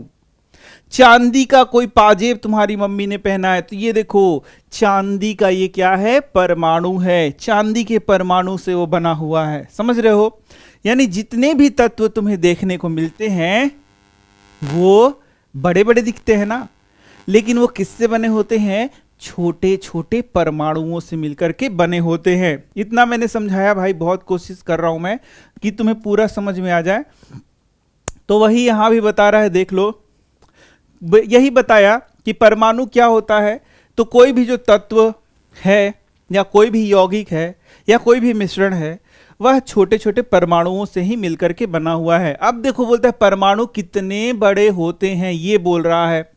तो परमाणु बहुत ही छोटे होते हैं, या किसी भी वस्तु जिसकी हम कल्पना या तुलना कर सकते हैं से भी छोटे होते हैं। तो परमाणु अब इतना छोटा होता है, ये पूरा चीज तो तुमको दिख रहा है, लेकिन इसके अंदर के जो परमाणु हैं, छोटे छोटे परमाणुओं से ये मिलकर बना हुआ है, वो हम नहीं देख पाते हैं। साफ समझ लो, लाखों परमाणुओं को जब एक के ऊपर एक चट्टे के रूप में रखेंगे तो बड़ी कठिनाई से कागज की एक शीट जितनी मोटी परत बन जाएगी। सोच लो, कागज का एक शीट जितना पतला परत, ये देखो, इतना पतला परत में लाखों लाख परमाणु तुमको मिलेंगे, तब इतना पतला एक तुम्हें कागज का शीट जितना मोटाई पाओगे। इसको याद कर लेना है। तो परमाणु का त्रिज्या नैनोमीटर में मापा जाता है। तो नैनोमीटर क्या होता है? 1 नैनोमीटर 10 का पावर 9, 10 का पावर -9 मीटर होता है। यानी कि 1 मीटर बराबर 10 का पावर 9 नैनोमीटर होता है। यही तुम्हें याद कर लेना है। समझ गए? अब चलो, तो यहां पर देख सकते हो तुम, यहां पर यदि तुम्हें नैनोमीटर नहीं समझ में आ रहा है तो यहां देख सकते हो। देखो, सेव कितना छोटा होता है, इतना छोटा सा सेव होता है। तो 10 का पावर -1 मीटर इसको हम लोग बोल रहे हैं कि इसका त्रिज्या होगा। और इसी तरीके से चींटी इतनी छोटी सी होती है, उसका 10⁻³ नैनोमीटर होगा। रेत का कण इतना छोटा होता है, ये तो बड़ा ही बना दिया मैंने, 10⁴ मीटर। ये तो सब तुम जानते हो ना, इनका त्रिज्या कितना छोटे ये कण होते हैं। तब तुम सोच लो कि हाइड्रोजन परमाणु कितना छोटा होगा, जबकि 10⁻10 मीटर इसका क्या है, त्रिज्या कितना छोटा होगा, जिसका तुम कल्पना भी नहीं कर सकते हो। अब देखो, जब परमाणु का आकार इतना सूक्ष्म है कि हम इसे नगण्य आंखों से नहीं देख सकते, तो हम इसके बारे में क्यों सोचें? हम इसके बारे में इसलिए सोचते हैं क्योंकि हमारा पूरा विश्व ही परमाणुओं से बना हुआ है। पूरा विश्व क्या है, पदार्थ है। पदार्थ में क्या क्या हो सकता है, तत्व, यौगिक या मिश्रण हो सकता है। वो सारे चीज एक्चुअल में बने किससे होते हैं, तत्व से ही बने होते हैं। और तत्व किससे बना होता है, परमाणु से बना होता है। इस प्रकार हमारा पूरा ब्रह्मांड किससे बना है, परमाणु से ही बना है, इसलिए उसके बारे में सोचना पड़ेगा। तो वही बोलता है, उन्हें देख नहीं सकते फिर भी वे विद्यमान है तथा हमारे प्रत्येक क्रियाकलापों पर उनका प्रभाव पड़ता है। अब हम आधुनिक तकनीकों की सहायता से तत्वों के सतहों के आवर्धित प्रतिबिंबों को दिखा सकते हैं, जिससे उपस्थित परमाणु स्पष्ट दिखाई देते हैं। तो ये देखो, आवर्धित प्रतिबिंब, सिलिकॉन के सतह का आवर्धित प्रतिबिंब दिखाया गया है, जिसमें परमाणुओं को फिर देखा जा सकता है। बहुत बड़ा, यदि उसको कई लाख गुना बढ़ा दिया जाए तब उसको फिर हम लोग यहाँ पर देख सकते हैं। अब देखो, अब बात यहां फिर से वही बात आ गया कि जो तत्व हैं हमारे पास, वो कितने तत्व हैं, जल्दी से बता दो। 118 तत्व हैं। तो तत्व का नाम क्या है, हाइड्रोजन। क्या नाम है, हाइड्रोजन, ऑक्सीजन, नाइट्रोजन, कार्बन। तो ये बड़ा बड़ा नाम है कि नहीं है? देखो, तुम्हारा भी कुछ नाम होगा, यशपाल सिंह, लेकिन तुम्हारे घर में यस्सु यस्सु बुलाते होंगे, बुलाते हैं ना, ऐसा होता है कि नहीं होता है? या होता है मनोहर कुमार, तो एम के भी बुला देते हैं, होता है कि नहीं होता है? यस, होता है। यानी शॉर्ट फॉर्म हम लोग देते हैं ताकि हमें सुविधा हो सके। तो इसी को हम लोग यहां पर एक स्पेशल नाम देंगे, उसको बोलेंगे प्रतीक या सिंबल। प्रतीक या सिंबल। तो जो भी यहां पर तत्व हैं उसके नाम को हम लोग एक सिंबल से दिखाएंगे। तो जैसे देखो, हाइड्रोजन है तो उसको H से दिखा दिया, कैपिटल H से। तो हाइड्रोजन जब भी H लिखा गया तो समझ में क्या आ जाएगा कि ये हाइड्रोजन को दिखाया गया है। ठीक है। He मतलब हीलियम को दिखाया गया है। ऑक्सीजन के लिए O सिंबल रख दिया, निकेल के लिए Ni सिंबल रख दिया। तो बच्चा लोग, अभी के स्टेज में कक्षा 9 में तुम्हें कम से कम 30 तक जो ये परमाणु, मतलब 118 है ना, तो 30 तक जितने भी तत्व हैं उनके परमाणु कि उनका जो सिंबल है या प्रतीक है उसको याद कर लेना है, परमाणु क्रमांक याद कर लेना है, परमाणु द्रव्यमान याद कर लेना है, 1 से 30 तक का एकदम याद कर लेना है। तो देखो, 1 पर कौन है, हाइड्रोजन। 2 पर कौन है, हीलियम। 3 पर है लिथियम। 4 पर है बेरिलियम। 5 पर बोरोन। 6 पे कार्बन। 7 पे नाइट्रोजन। 8 पे ऑक्सीजन और 9 पे फ्लोरीन और 10 पे नियॉन। इस तरीके से जिंक कौन सा है, 30 पर है। तो ये तो संख्या याद कर लेना है, इसका परमाणु क्रमांक याद कर लेना है और परमाणु भार याद कर लेना है। ठीक है। परमाणु क्रमांक और परमाणु संख्या एक ही है। परमाणु द्रव्यमान याद कर लेना है और साथ साथ इसका सिंबल याद करके चलना है। समझ रहे हो ना, कितना आसान सा चीज दिया हुआ है। लेकिन इसको जब विस्तृत में यहां पढ़ाया गया है तो इससे भी रिलेटेड क्वेश्चंस तुम्हारे लिए आते हैं। यहां देख लो, यहां क्या कह रहा है, विभिन्न तत्वों के परमाणुओं के आधुनिक प्रतीक क्या हैं। आधुनिक प्रतीक जैसे मैंने बताया 1 से 30 तक तुम्हें याद कर लेना है। तो डाल्टन ऐसे प्रथम वैज्ञानिक थे जिन्होंने तत्वों के प्रतीकों का प्रयोग अत्यंत विशिष्ट अर्थ में किया। ठीक है। उन्होंने किसी तत्व के प्रतीक का प्रयोग किया तो यह प्रतीक उस तत्व की एक निश्चित मात्रा की ओर इंगित करता था, अर्थात यह प्रतीक तत्व के एक परमाणु को प्रदर्शित करता था। बर्जीलियस ने तत्वों के ऐसे प्रतीकों का सुझाव दिया जो उन तत्वों के नामों के 1 या 2 अक्षरों को प्रदर्शित करता था। तो अभी हम लोग वही देख रहे थे। तो ये जो दिख रहा है तुम्हें, ये डाल्टन द्वारा सुझाए गए कुछ तत्वों के प्रतीक हैं। जैसे कि उन्होंने हाइड्रोजन के एक परमाणु को ऐसे दिखाया, कार्बन के एक परमाणु को ऐसे दिखाया, ऑक्सीजन को इस तरीके से दिखाया, आयरन को इस तरीके से दिखाया। तो जब उन्होंने सीसा को एल ऐसे कर दिया, मतलब ये सीसा को प्रदर्शित करता है, एक परमाणु को प्रदर्शित करता है। तो यही था प्रतीक डाल्टन का। क्या इसको हमें याद करना है? नहीं, कुछ याद कर सकते हो दो चार, लेकिन ये जरूरी नहीं है। जरूरी है वो 118 जो मैं बार बार बता रहा हूं, उसमें से कुछ तत्वों के प्रतीक, उसके नाम और उसके साथ उसका परमाणु द्रव्यमान, परमाणु क्रमांक सब याद करके रखना है हमें अभी क्लास 9th में ही। चलो अब क्या बोलता है, प्रारंभ में तत्वों के नामों की व्युत्पत्ति उन स्थानों के नामों से की गई जहां वे सर्वप्रथम पाए गए। देखो तो भाई, नाम जब रखा गया, तत्वों का नाम कैसे रखा गया? तो तत्वों का नाम, जैसे हाइड्रोजन का नाम हाइड्रोजन ही क्यों पड़ा, या कॉपर का नाम कॉपर ही क्यों पड़ा? तो ये बोलता है कि कुछ तत्वों का नाम जो है उसका स्थान जहां से उनको खोजा गया। तो जैसे कि कॉपर साइप्रस से व्युत्पन्न हुआ है, साइप्रस से खोजा गया इसलिए इसको कॉपर नाम दे दिया गया। ये सब क्वेश्चंस पूछा जाता है। कुछ तत्वों का नाम यहां पर बोल रहा है, ठीक है, यहां पर प्रतीक के बारे में नहीं बोल रहा, सीधे नाम के ही बारे में बोल रहा है। तो कुछ तत्वों का नाम विशिष्ट रंगों से लिया गया, जैसे स्वर्ण, गोल्ड का नाम अंग्रेजी के उस शब्द से लिया गया जिसका अर्थ होता है पीला, ठीक है। तो सोना का नाम दिया गया, गोल्ड नाम दिया गया। अब देखो, अब यहां से एक क्वेश्चन तुम्हारा बहुत इंपॉर्टेंट है, और वह क्या है? International union of pure and applied chemistry, इसी को बोलते हैं आयुपैक। एक अंतर्राष्ट्रीय वैज्ञानिक संस्था है जो तत्वों के नामों, प्रतीकों और मात्रकों की स्वीकृति प्रदान करती है। तो आयुपैक, ये आगे 10th में आयुपैक नोमेनक्लेचर भी पढ़ोगे। आयुपैक क्या है? तो international union of pure and applied chemistry, ये भी क्वेश्चन है, इसको याद कर लो। यानी केमिस्ट्री से रिलेटेड, ये यहां देख सकते हो, अंतरराष्ट्रीय वैज्ञानिक संस्था है जो उसका नामकरण करेगा, प्रतीक को, मात्रक को स्वीकृति प्रदान करेगा। कौन? आयुपैक। एक संस्था हो गया केमिस्ट्री से रिलेटेड, यानी कि केमिस्ट्री से रिलेटेड ये संस्था है। समझ गए ना? इसको याद कर लेना है। अधिकतर तत्वों के प्रतीक, अब प्रतीक की बात करें, नाम तो हो गया, नाम कुछ कुछ हम लोगों ने देखा कि ऐसे ऐसे नाम पढ़ा। तो अधिकतर तत्वों के प्रतीक उन तत्वों के अंग्रेजी नामों के एक या दो अक्षरों से बने होते हैं। किसी प्रतीक के पहले अक्षर को सदैव बड़े अक्षर में लिखते हैं तथा दूसरे अक्षर को छोटे अक्षर में लिखा जाता है।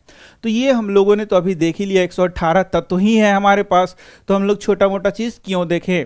हम लोगों ने क्या देखा कि अधिकतर जो तत्व हैं उसमें जो उसका अंग्रेजी नाम है, जैसे हाइड्रोजन जो नाम हुआ, उसका जो पहला अक्षर हो गया H, उसी को कैपिटल में लिख दिया गया, वही इसका प्रतीक हो गया। हीलियम, हीलियम HELIUM, तो उसमें हीलियम में HE को ले लिया गया और उसका प्रतीक बना दिया गया। तो अधिकतर नामों में ऐसे ही देखोगे। कार्बन CARBON, तो C को ही यहां पर एक क्या लिख दिया गया, उसका सिंबल, और C कैपिटल में लिया गया। और एक चीज और बता रहा है, बोल रहा है कि इसमें यदि दो लेटर लिया गया, जैसे हीलियम में HE लिया गया, तो पहले को बड़ा लिया गया, दूसरे को छोटा लिया गया, ठीक है। जैसे एल्यूमिनियम है, देख लो, ALUMINIUM है, तो उसमें A बड़ा लिया गया, L छोटा लिया गया, और इस तरीके से प्रतीक बना दिया गया। तो तुम्हें अपने मन से नहीं बनाना है, ये जो लिखा हुआ है उसको याद करना है। ऐसा नहीं कि तुम्हारा मन किया कि एल्युमिनियम के लिए मैं A बना दूंगा और A लिख दूंगा, AL मैं नहीं लिखूंगा, ऐसा नहीं चलेगा, तुमको नहीं बनाना है। ये वैज्ञानिकों ने बनाया है, तुम्हें याद करना है। ऐसा नहीं कि अपने मन से हमको बनाना है, तुमको नहीं बोल रहा है बनाने को। जैसे बोरोन है तो तुम बोलोगे मैं BO लिखूंगा, अरे बोरोन का BO नहीं होता है, बोरोन का B होता है। इसको याद कर लेना है बच्चा लोग। कहां तक याद कर लेना है हमें? तो हमें याद कर लेना है 1 से 30 तक याद करके चलना है। तो ये तो बता रहा है कि भाई कैसे कैसे वैज्ञानिकों ने अपना दिमाग लगा लगा के इसका नाम रखा है। तो उदाहरण देख भी सकते हो, जैसे हाइड्रोजन H सिर्फ लिखता है, एल्युमिनियम के लिए AL लिखता है, A बड़ा L छोटा।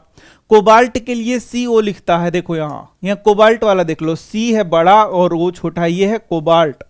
और CO क्या होता है? C मतलब कार्बन और O मतलब ऑक्सीजन, तो इसको बोलते हैं कार्बन मोनोऑक्साइड, ठीक है। ये कोबाल्ट ऐसे नहीं लिखा जाता, ऐसे गलती से भी मत लिखना। कोबाल्ट जब भी लिखेंगे तो C बड़ा और O छोटा, समझ रहे हो? इस तरीके से सारी चीजें बताई गई हैं। अब देखो ये बता रहा है कि इसने कैसे नाम रखा था, तुमको इससे कोई लेना देना नहीं, तुमको सीधे अच्छे से याद करना है। कुछ तत्वों के प्रतीक उनके अंग्रेजी नामों के प्रथम अक्षर तथा बाद में आने वाले किसी एक अक्षर को संयुक्त करके बनता है। जैसे क्लोरीन, तो क्लोरीन में Cl लिया गया, जिंक में Zn लिया गया, ठीक है। जैसे जिंक का क्या होगा ZINC, तो लेकिन इसका प्रतीक कैसे बनाया गया, तो पहला अक्षर लिया गया और इसका बीच वाला अक्षर लिया गया, ऐसे बनाया गया है, ठीक है। तो तुमको Zn Zn Zn Zn याद कर लेना है, कैसे बनाया है उससे तुमको कोई मतलब नहीं है। अब चलो अन्य तत्वों के प्रतीकों को लैटिन, जर्मन या ग्रीक भाषा में उनके नामों द्वारा बनाया गया, तो ये वाला तुमको याद कर लेना है। जैसे आयरन का प्रतीक Fe है और उसको लैटिन नाम फेरम से व्युत्पन्न किया गया है, तो ये याद कर लेना है कि आयरन का नाम फेरम है, फेरम लैटिन शब्द है, तो फेरम Fe से ले लिया गया है। इसी प्रकार सोडियम का नेट्रियम है, नेट्रियम, तो उसके लिए Na लिया गया है। पोटेशियम का नाम है कैलियम, तो उसके लिए K लिया गया है। तो ये 3-4 जो नाम है इसको याद कर लेना है तुम्हें, क्योंकि ये एग्जाम में तुमसे पूछेगा।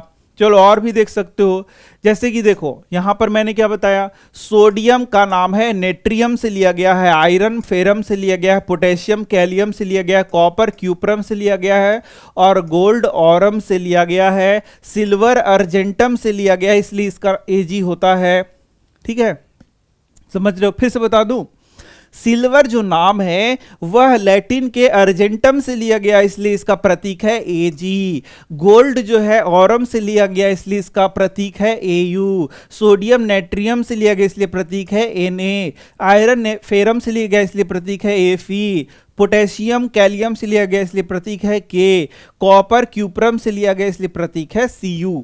तो ये देखा तुमने कैसे ये प्रतीक आया है, उसके जो ग्रीक नाम है, लैटिन नाम है, उससे इसको लिया गया है। तो इतना तुम याद कर सकते हो, ये याद करने का चीज है। बाकी का सीधे सीधा तुम्हें क्या याद करना है, प्रतीक ही याद करना, कैसे आया, कैसे बना, कहां से आया, उससे कोई मतलब नहीं है। सीधे प्रतीक को याद कर लेना है 1 से 30 तक का। इसी के साथ परमाणु क्रमांक याद कर लेना है, इसी के साथ परमाणु द्रव्यमान भी याद कर लेना है। यही सब यहां लिखा हुआ है। तो देखो यहां देखो ये तत्व है, प्रतीक है, ये सब तुम्हें याद कर लेना चाहिए, ठीक है। 1 से 30 तक के अलावा भी, जैसे ऑरम हो गया, फिर तुम्हारा चांदी का हो गया Ag, वो सब भी याद कर लेना है, ठीक है ना। तो ये इंपॉर्टेंट है तुम्हारे लिए। तो अब आता है हमारा नेक्स्ट टॉपिक, और ये क्या है, परमाणु द्रव्यमान। अब तुमने देखा कि जो अलग अलग प्रकार के तत्व हैं उनका परमाणु क्या है, अलग अलग प्रकार का है, ठीक है ना। तो उसका द्रव्यमान कैसे निकाला जाए, यह एक समस्या थी वैज्ञानिकों के सामने। तो ये देखो क्या बोल रहा है, डाल्टन के परमाणु सिद्धांत का सबसे विशिष्ट संकल्पना परमाणु द्रव्यमान का था। प्रत्येक उनके अनुसार प्रत्येक तत्व का एक अभिलक्षणिक परमाणु द्रव्यमान होता है, मतलब जो अलग अलग प्रकार के तत्व हैं उनका जो परमाणु होता है उसका परमाणु द्रव्यमान क्या होगा, अलग अलग होगा। डाल्टन का सिद्धांत स्थिर अनुपात के नियम को इतना भली भांति समझाने में समर्थ था कि वैज्ञानिक इससे प्रेरित होकर परमाणु द्रव्यमान को मापने की ओर अग्रसर हुए। यानी कि कोई एक तत्व है, उसका जो परमाणु है, या फिर बोलेंगे उसका कोई परमाणु है, एक परमाणु है, उसका कितना द्रव्यमान होगा, इसको मापने के लिए वैज्ञानिकों ने क्या किया, काफी प्रयत्न किया। तो चूंकि एक परमाणु के द्रव्यमान को ज्ञात करना अपेक्षाकृत कठिन कार्य है। अब देखो भाई ये क्या है, इसमें करोड़ों करोड़ परमाणु हैं एल्युमिनियम के। अब इसके एक परमाणु को निकालना और उसका वजन, उसका द्रव्यमान निकालना, क्या इतना आसान है? नहीं, ये आसान नहीं है। तो ये कठिन कार्य था, इसलिए रासायनिक संयोजन के नियमों का उपयोग करके उत्पन्न यौगिकों द्वारा सापेक्ष परमाणु द्रव्यमान को ज्ञात किया गया। यानी जो परमाणु द्रव्यमान है उसे सापेक्ष परमाणु द्रव्यमान, उसको हम लोग निकालते हैं। अब बोलोगे सापेक्ष परमाणु द्रव्यमान क्या हुआ, तो मान लो कि किसी एक चीज का द्रव्यमान हम लोग ज्ञात कर लेंगे और उसके सापेक्ष बाकी चीजों को हम लोग तौल देंगे, तो वही हो गया सापेक्ष परमाणु द्रव्यमान। जैसे कि इसके लिए एक उदाहरण दिया गया है, एकदम सिंपल सा उदाहरण दिया गया है। जैसे कि मान लो एक तरबूज है, इस तरबूज का द्रव्यमान मुझे पता है। मान लो इस तरबूज का द्रव्यमान मुझे पता है कि यह 12 केजी का है। इस तरबूज का द्रव्यमान मुझे पता है। अब इस तरबूज के द्रव्यमान मतलब इस तरबूज, ये जो 12 केजी का तरबूज है, इसको 12 भागों में मैंने बांट दिया, तो अब एक तरबूज कितना हो गया? 1 केजी का हो गया। ठीक है, कोई दिक्कत? अब इसके सापेक्ष जो दूसरी चीजें हैं उसको हम लोग तौल सकते हैं। कैसे तौल सकते हैं? दो इस तरीके से तराजू हम लोगों ने ले लिया है और ये इस प्रकार से तराजू से हम लोग क्या करेंगे? अब तौलेंगे। जैसे कि मान लो यहां पर मैंने एक पत्थर रख दिया और उसको हम लोग को तौलना है कि कितना है। तो इस पत्थर के लिए यहां पर कितना तरबूज चढ़ रहा है? 2 तरबूज मेरा छोटा छोटा चढ़ रहा है। तो हम लोग बोलेंगे कि ये जो पत्थर है ये 2 तरबूज के बराबर हो गया, या फिर बोलेंगे कि इस तरबूज के 1/12वें भाग का 2 गुना हो गया। हो गया कि नहीं हो गया? यानी ये तरबूज रख रख के बाकी चीजों को हम लोग क्या कर सकते हैं? उसको हम लोग तौल सकते हैं। तो ये जो तौल रहे हम लोग, इसके सापेक्ष तौल रहे हैं, मतलब इसको जो हम लोगों ने मान रखा है उसके सापेक्ष अब दूसरे का वजन हम लोग ज्ञात करते जा रहे हैं। ठीक है, जैसे मान लो कोई एक और वस्तु हम लोगों ने रख दिया। ठीक है, चलो इसको हटा देते हैं यहां पर, और एक अभी दूसरा वस्तु कोई हम लोगों ने रख दिया। ठीक है, मान लो कि यहां पर क्या है? मान लो एक तकिया मैंने यहां पर रख दिया, बड़ा सा तकिया रख दिया, और उस तकिया के और इसको हम लोग जब नापेंगे तो यहां पर हम लोगों को 4 ये टुकड़ा लगा, 1 2 3 और ये 4। इसका मतलब ये जो तकिया है वह 4 ये 1/12वें भाग के 4 गुना है या नहीं है? यानी कि इसको लेकर के ही हम लोग दूसरे का वजन नापते हैं। तो यही क्या है? सापेक्ष भार निकालना, इसी को कहते हैं।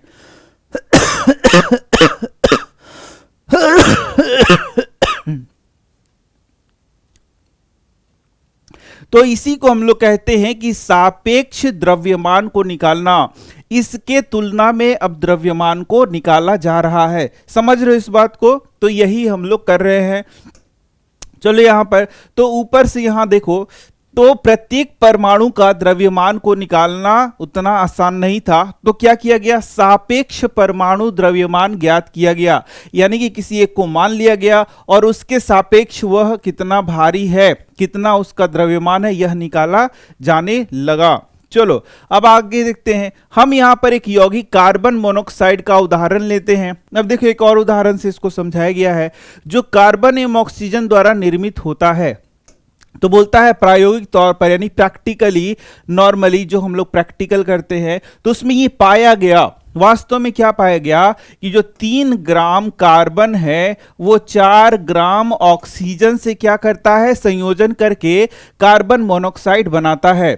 इसका मतलब है कि यह कह रहा है कि कार्बन अपने 4/3 अधिक, देखो जो कार्बन है वह 4/3 अधिक ऑक्सीजन से क्या करता है?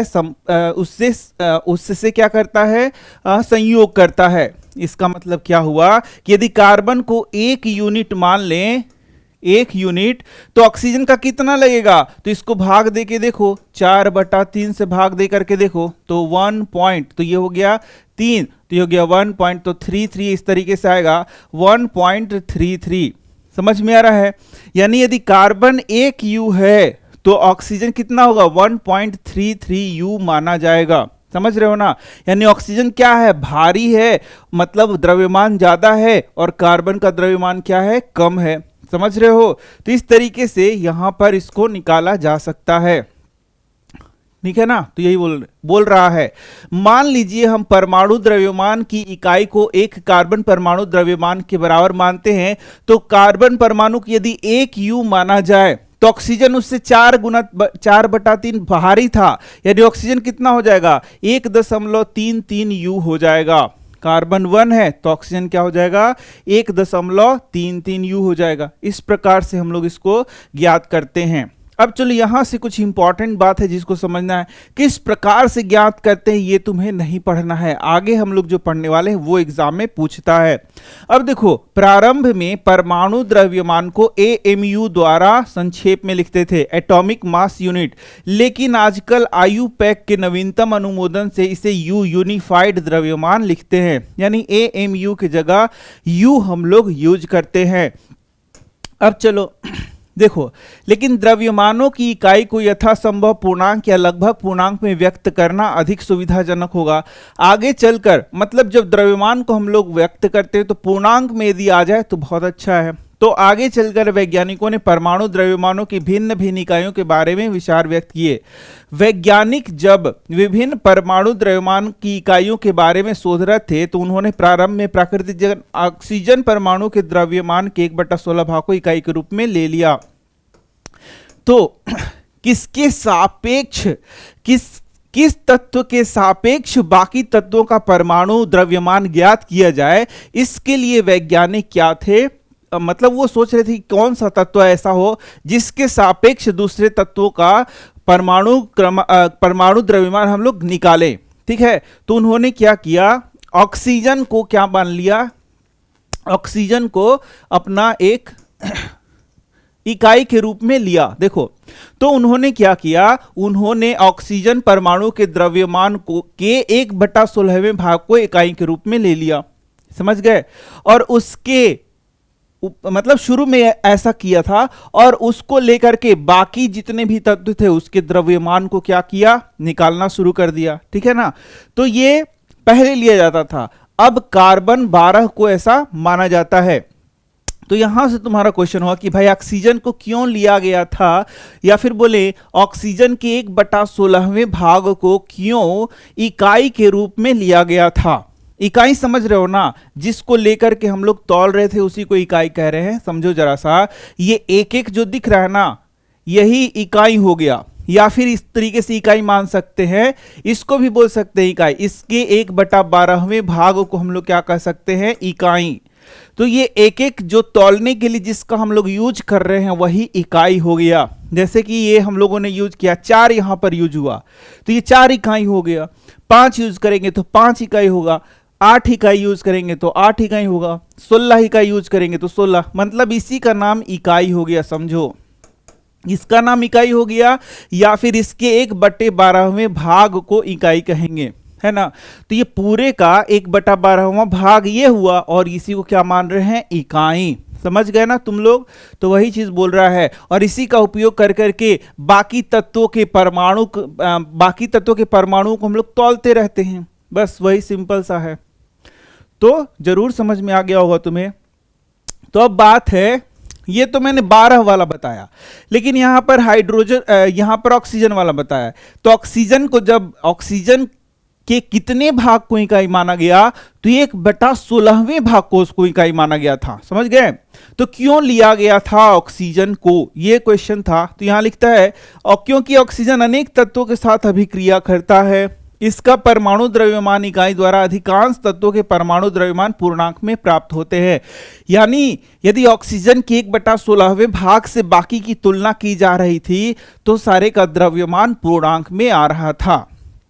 चलो, लेकिन अब हम लोग को यहां से समझना है ये वाला चीज। बोलता है 1961 में परमाणु द्रव्यमानों को ज्ञात करने के लिए परमाणु द्रव्यमान इकाई कार्बन 12 समस्थानिक आइसोटॉप को मानक संदर्भ के रूप में सार्वभौमिक रूप से स्वीकार किया गया था। कार्बन 12 समस्थानिक के एक परमाणु द्रव्यमान के 1/12वें भाग को मानक परमाणु द्रव्यमान इकाई के रूप में लेते हैं। यानी कि यहां पर बोल रहा है कि एक यदि कार्बन है हमारा, उसका जो परमाणु द्रव्यमान है, यानी कार्बन का एक एटम है, उसका परमाणु द्रव्यमान मान लो कि 12 मान लिया गया, तो उसको अब 12 भागों में बांट लेंगे, और उसके एक इकाई को हम लोग क्या करेंगे, उसके 1/12वें भाग को, ये देखो ये जो 1/12वां भाग आया, अब उसको लेकर के दूसरे वाले तत्वों को हम लोग क्या करते हैं, उसका परमाणु द्रव्यमान निकालते हैं। तो यदि यहां मैंने तराजू बना दिया, ये देखो ये मैंने अब यहां पर तराजू एक बना दिया इस तरीके से, ये देखो, ये मैंने एक तराजू बना दिया ऐसे, और ये ऐसे, और अब हम लोग यहां पर हाइड्रोजन को रखेंगे। तो जो हाइड्रोजन है वह कार्बन की 1/12वें भाग के बस एक के ही बराबर हो जाता है, इसलिए हाइड्रोजन का द्रव्यमान क्या हो जाएगा, 1 AMU हो जाएगा। यदि हम लोग हाइड्रोजन की जगह यहां हीलियम रखेंगे तो कितना ऐसा ऐसा लगेगा, तो ये 4 लगेगा, 1 2 3 और ये 4 लगेगा। यानी हीलियम का जो परमाणु द्रव्यमान है वह क्या हो जाएगा, He का बराबर 4U हो जाएगा। यदि हम लोग कार्बन को ही तौलते हैं तो तुम लोग बताओ तो कार्बन के लिए कितना ऐसा ऐसा लगेगा, तो भाई 12 लगेगा, क्योंकि कार्बन का 12 होता ही है, तो ऐसा ऐसा यहां 12 लगेगा। यानी कार्बन का जो परमाणु द्रव्यमान है वो 12U हो जाएगा। समझ रहे हो? तो इसका मतलब क्या है कि कार्बन का एक परमाणु का जो हम लोग परमाणु द्रव्यमान है वह निकाल लेते हैं, और उसके 1/12वें भाग को हम लोग क्या करते हैं, एक यूनिट की तरह यूज करते हैं, और उससे जो भी अलग अलग तत्व है कितना भारी है उसको हम लोग निकालते जाते हैं। समझ गए? यानी कि एक तरफ जहां पर वजन वाला चीज रखते हैं वहां पर कार्बन के 1/12वें भाग को रखेंगे, और दूसरी तरफ हम लोग दूसरे तत्व के परमाणुओं को रखेंगे। बस हमें पता चलते जाए कि भाई तू कितना भारी है, तू कितना तेरा कितना परमाणु द्रव्यमान है। समझ गए? इस प्रकार से हम लोग परमाणु द्रव्यमान को यहां पर ज्ञात कर लेते हैं। तो ये कैसा हो गया, सापेक्ष तरीका हो गया, मतलब इसके सापेक्ष यह कितना भारी है ना। इस प्रकार से हम लोग इसको निकालते हैं। चलो, तो वही बोल रहा है यहां पर, फिर से देख लो। बोलता क्या है कि कार्बन 12 समस्थानिक को मापक संदर्भ के रूप में सार्वभौमिक रूप से स्वीकार किया गया था।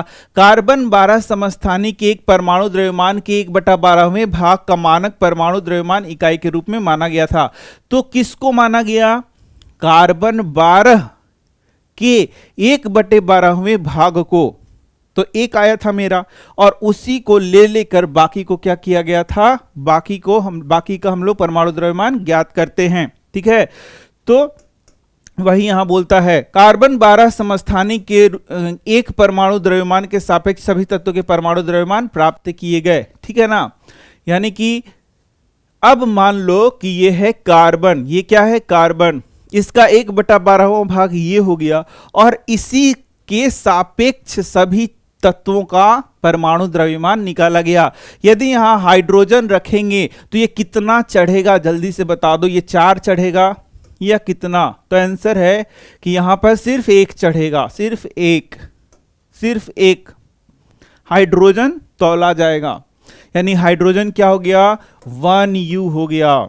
चलो, यदि हीलियम यहां रखेंगे He, तो कितना इसको चढ़ाना पड़ेगा, तो 1 2 3 और ये 4 यहां पर रखना पड़ेगा, 4 यूनिट रखना पड़ेगा। यूनिट बोल रहे हैं ना, तो 4 यूनिट, यानी कि He कितना हो जाएगा, 4 यूनिट हो जाएगा।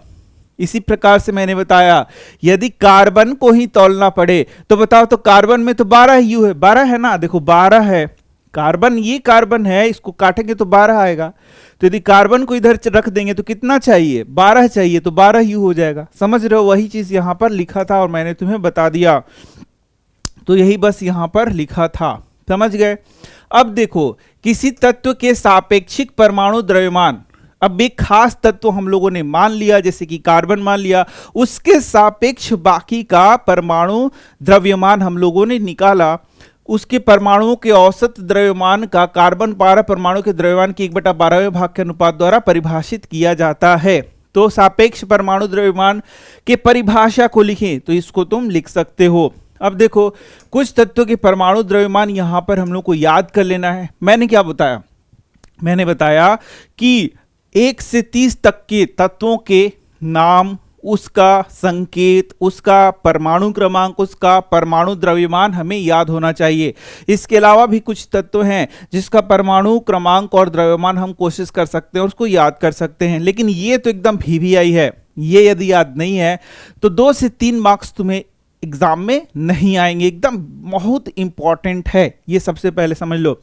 तो हाइड्रोजन का 1, कार्बन का 12, नाइट्रोजन का 14, ऑक्सीजन का 16, सोडियम का 23, मैग्नीशियम का 24, सल्फर का 32, क्लोरीन का 35.5, कैल्शियम का 40। इतना कम से कम याद रखना है हमें। तो ये है परमाणु द्रव्यमान। अब इसको याद रखेंगे तभी जाकर के हम लोग क्या करेंगे, अणुओं का परमाणु द्रव्यमान हम लोग निकाल सकते हैं। तो भाई अणु क्या होता है तुम जानते ही हो, शुरू में ही बता दिया कि जब परमाणु आपस में मिलते हैं तो परमाणु मिलकर के क्या बनाते हैं, अणु का निर्माण करते हैं, है ना।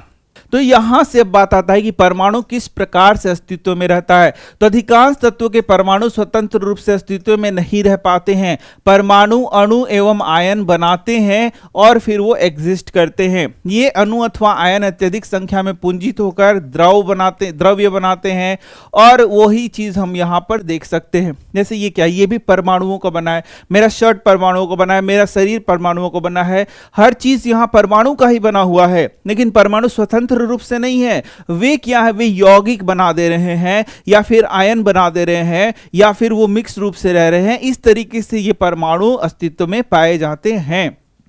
तो इसका मतलब हम लोगों ने शुरू में भी पढ़ा था कि ये जो परमाणु है बच्चों, वो क्या करते हैं, वो निश्चित अनुपात में मिलते हैं और अणु का निर्माण करते हैं।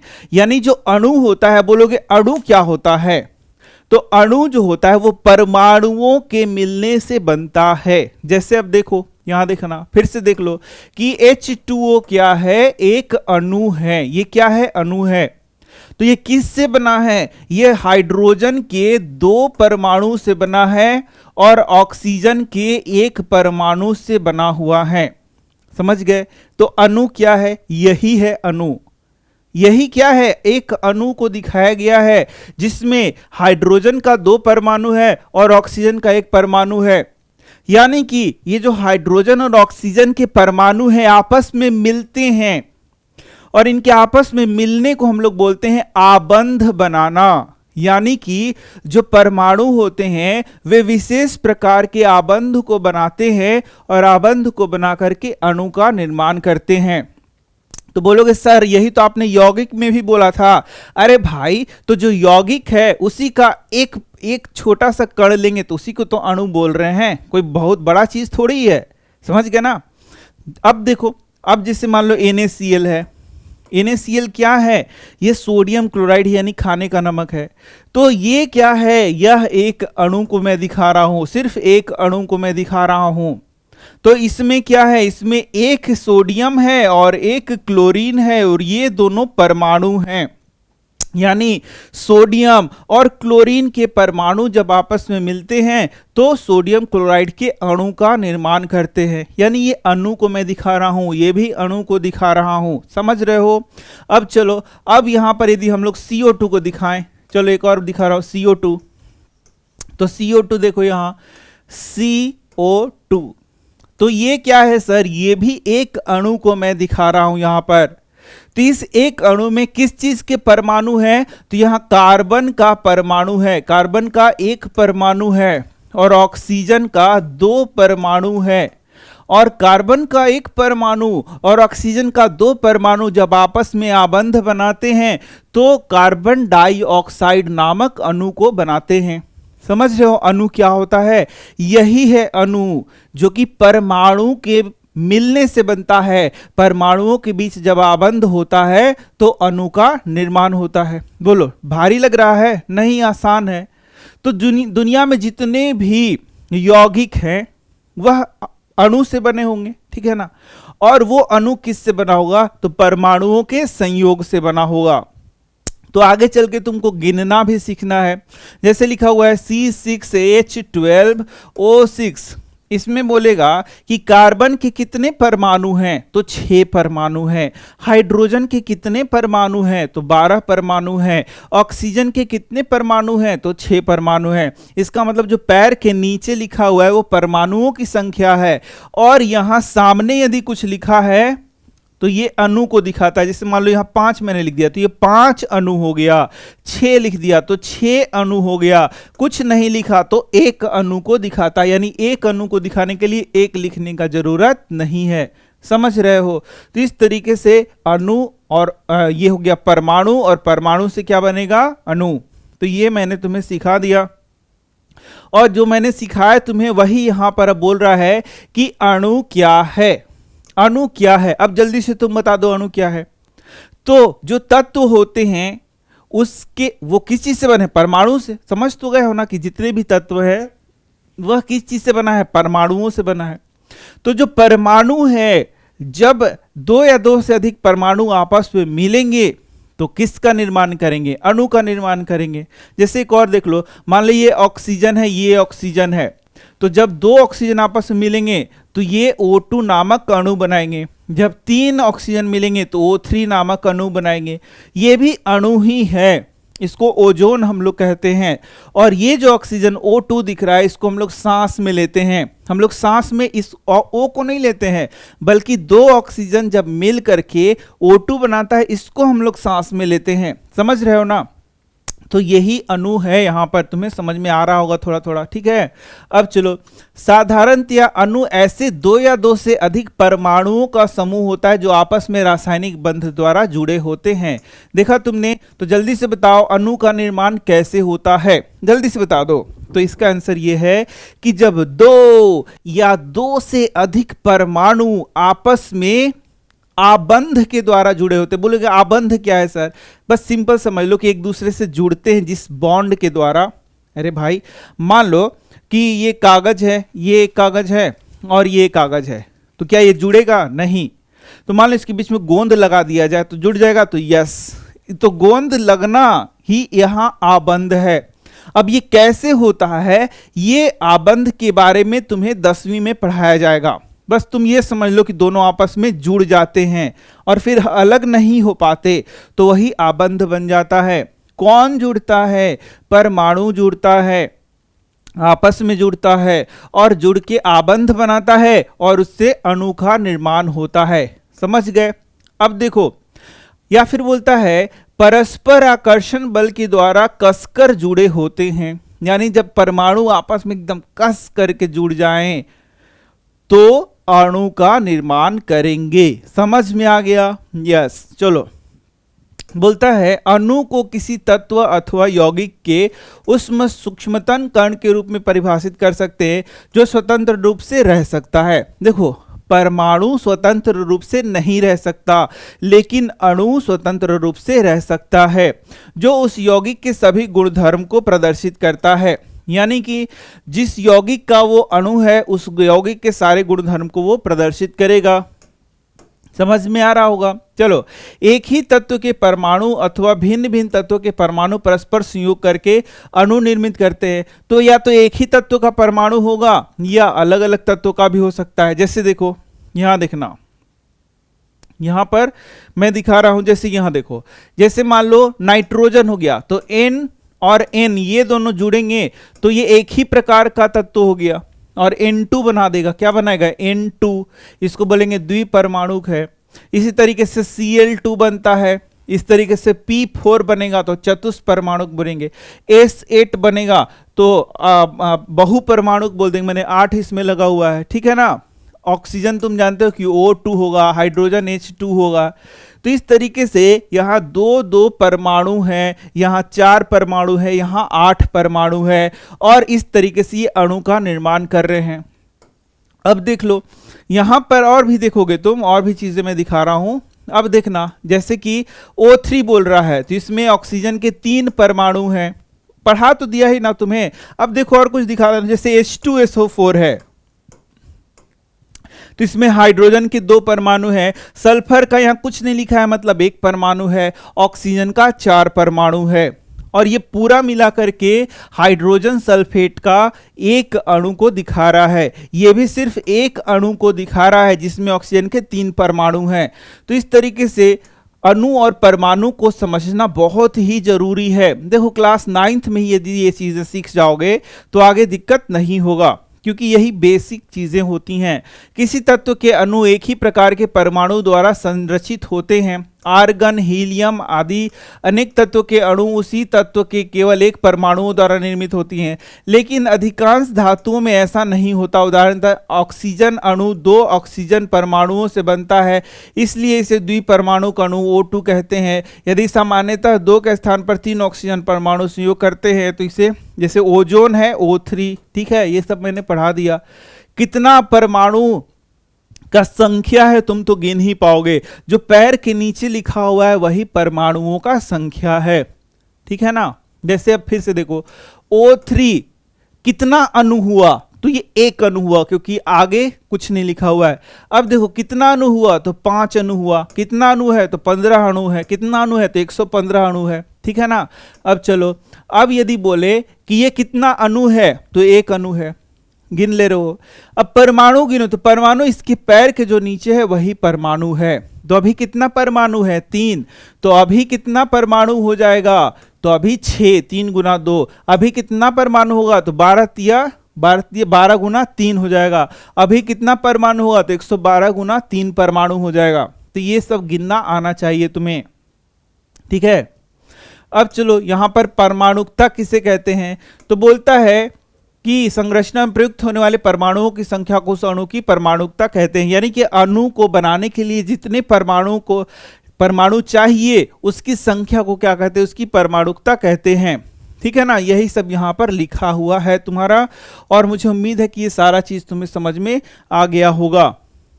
चलो, अब यौगिक के अणु तो तुम समझ ही गए होगे। भिन्न भिन्न तत्वों के परमाणु एक निश्चित अनुपात में परस्पर जुड़कर यौगिक के अणु का निर्माण करते हैं।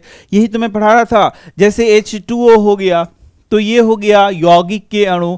O2 क्या हो गया, ये तत्व का अणु हो गया, समझ रहे हो ना। N2 क्या हो गया, तत्व का अणु हो गया। लेकिन CO2 क्या हो गया, यौगिक का अणु हो गया। कोई दिक्कत नहीं है ना। तो यही सब चीज यहां पर लिखा हुआ है। तो अब यहां पर देखोगे कुछ यौगिकों के अणु को यहां पर दिखाया गया है। जैसे जल है तो हाइड्रोजन और ऑक्सीजन से मिलकर बनेगा जल, और इसमें द्रव्यमान का अनुपात 1:8 है। अमोनियम है तो नाइट्रोजन और हाइड्रोजन से बनेगा। जल क्या है, H2O है। अमोनियम क्या है, NH3 है। इस तरीके से कार्बन डाइऑक्साइड क्या है, CO2 है। तो तुम अब पहचान सकते हो कि जो ये अणु है उस वक्त किससे बना है, परमाणुओं से मिलके बना है। जैसे जल का अणु हाइड्रोजन ऑक्सीजन के परमाणु से बना है, और ये द्रव्यमान के एक निश्चित अनुपात में बना है। जैसे द्रव्यमान का अनुपात क्या है, 1:8। नाइट्रोजन और हाइड्रोजन में द्रव्यमान का अनुपात 14:3। ऑक्सीजन कार्बन डाइऑक्साइड में 3:8 में ये विद्यमान है। दिख रहा है तुम्हें। अब देखो यहां क्रियाकलाप दिखा रहा है, और इससे यहां पर देखो अणुओं में विद्यमान परमाणुओं के द्रव्यमान अनुपातों के लिए सारणी 3.4 एवं तत्वों के परमाणु द्रव्यमान के लिए सारणी 3.2 को देखिए। तो दोनों हम लोगों ने देख लिया था, अभी तुम्हें बताया था कि याद एक करना है, ठीक है। अब बोल क्या रहा है, सारणी 3.4 में दिए गए यौगिकों के अणुओं में प्रयुक्त तत्वों के परमाणुओं की संख्या के अनुपातों को ज्ञात करिए। यानी कि बोल क्या रहा है, बोल रहा है कि यहां पर जैसे एक H2O है, तो बोलता है H2O में इसका द्रव्यमान का अनुपात कितना है, 1:8। तो इस इंफॉर्मेशन का यूज करना है, और इस इंफॉर्मेशन को यूज करके हम लोग को पता करना है कि जल में कितना H होगा और कितना O होगा। हालांकि मुझे पता है तो मैंने H2O लिख दिया है, H2O नहीं लिखना है, ठीक है। ये तो मैंने लिख दिया है कि H2O, लेकिन तुम्हें एग्जाम में प्रश्न आया, ध्यान से सुनो। तुम्हारा प्रश्न क्या है, तुम्हारा प्रश्न है एक यौगिक है, एक क्या है, यौगिक है जिसमें हाइड्रोजन और ऑक्सीजन के द्रव्यमान का अनुपात 1:8 दिया हुआ है।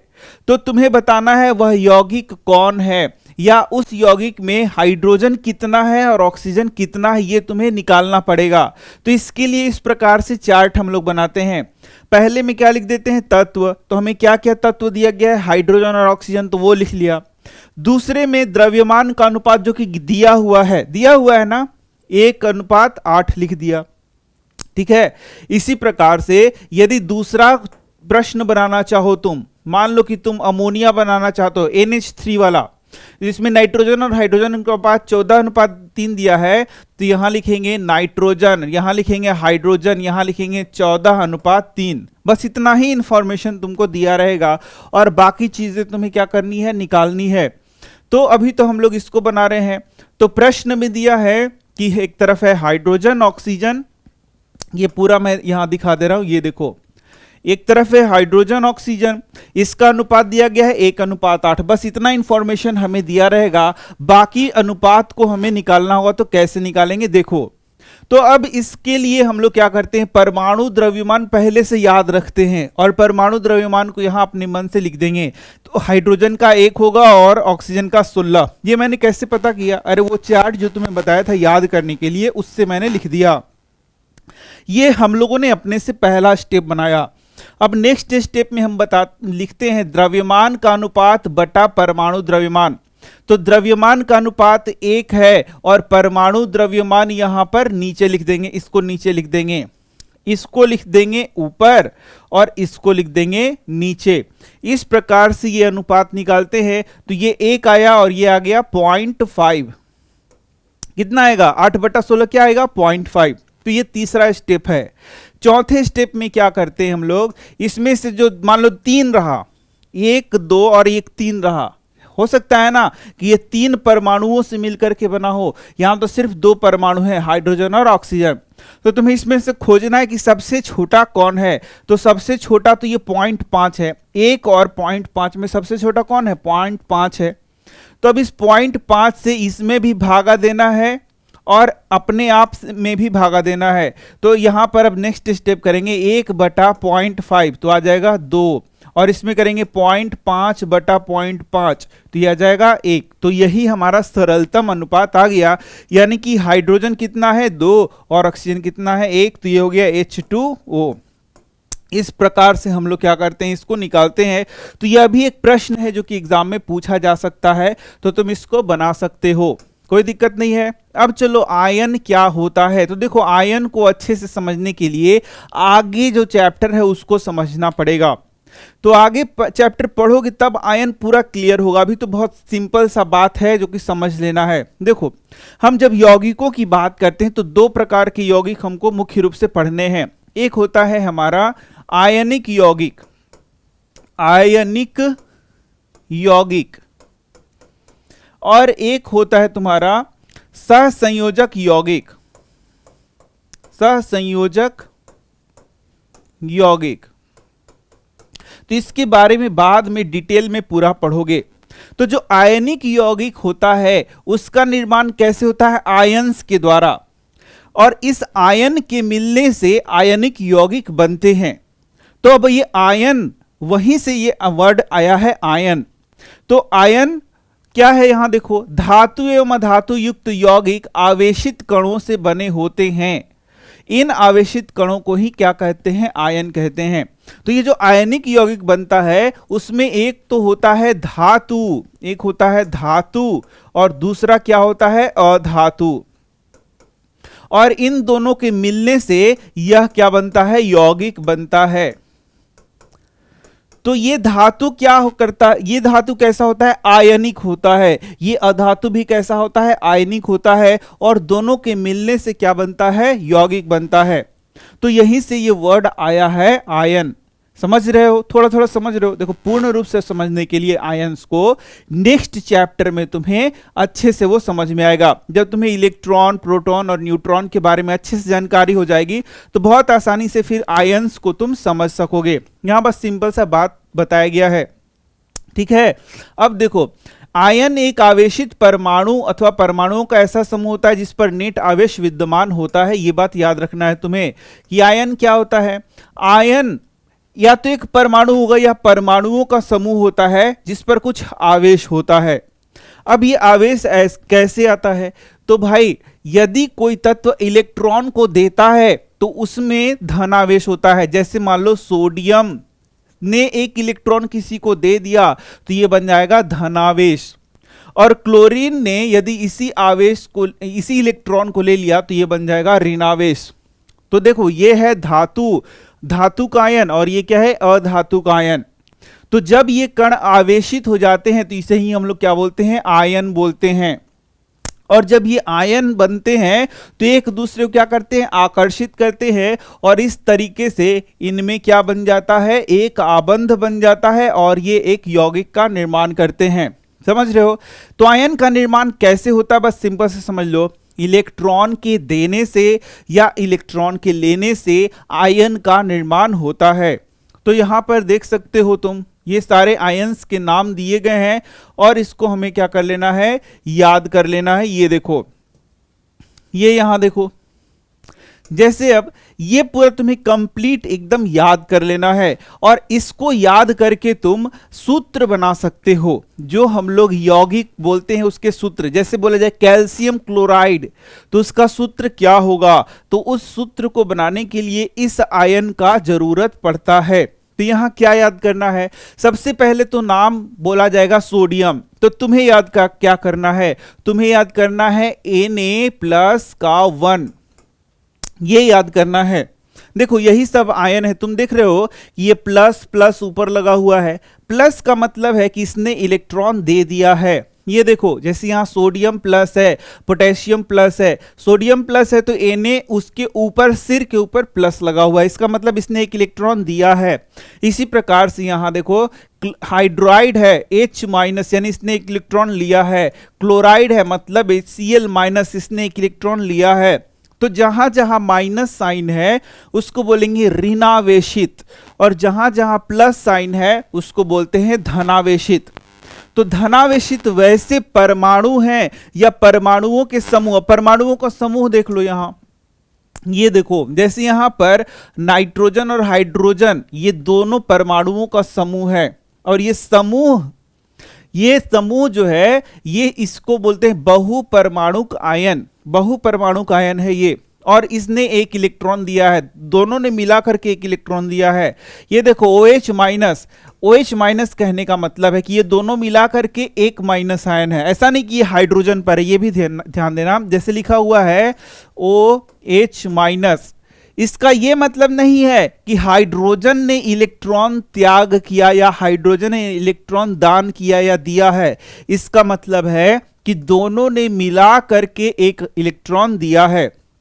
अब किसने दिया है ये तुम बहुत आगे की क्लासेस में अच्छे से और पढ़ोगे। जैसे देखो लिखा हुआ है CO3 2-, इसका मतलब किसने इलेक्ट्रॉन दिया, कार्बन ने या ऑक्सीजन ने, तो हम अभी ये बात नहीं कहेंगे, हम बोलेंगे CO3 के ऊपर 2- चार्ज है, यानी 2 टोटल मिला करके 2- इलेक्ट्रॉन इसने दिया है, लिया है। देखो यही गड़बड़ हो गया, एक इलेक्ट्रॉन इसने लिया है, माइनस मतलब लिया है, देखा तुमने थोड़ा सा बात में कंफ्यूजन आ गया।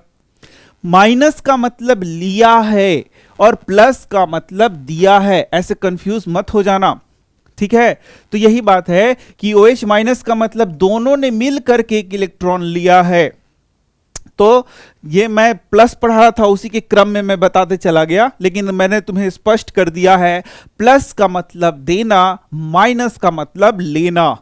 तो दोनों ने मिल करके एक इलेक्ट्रॉन लिया है, इन सब के ऊपर 2 इलेक्ट्रॉन का आवेश, मतलब ये 2 चार्ज आवेश है, मतलब 2 इलेक्ट्रॉन इन्होंने लिया है, समझ रहे हो ना।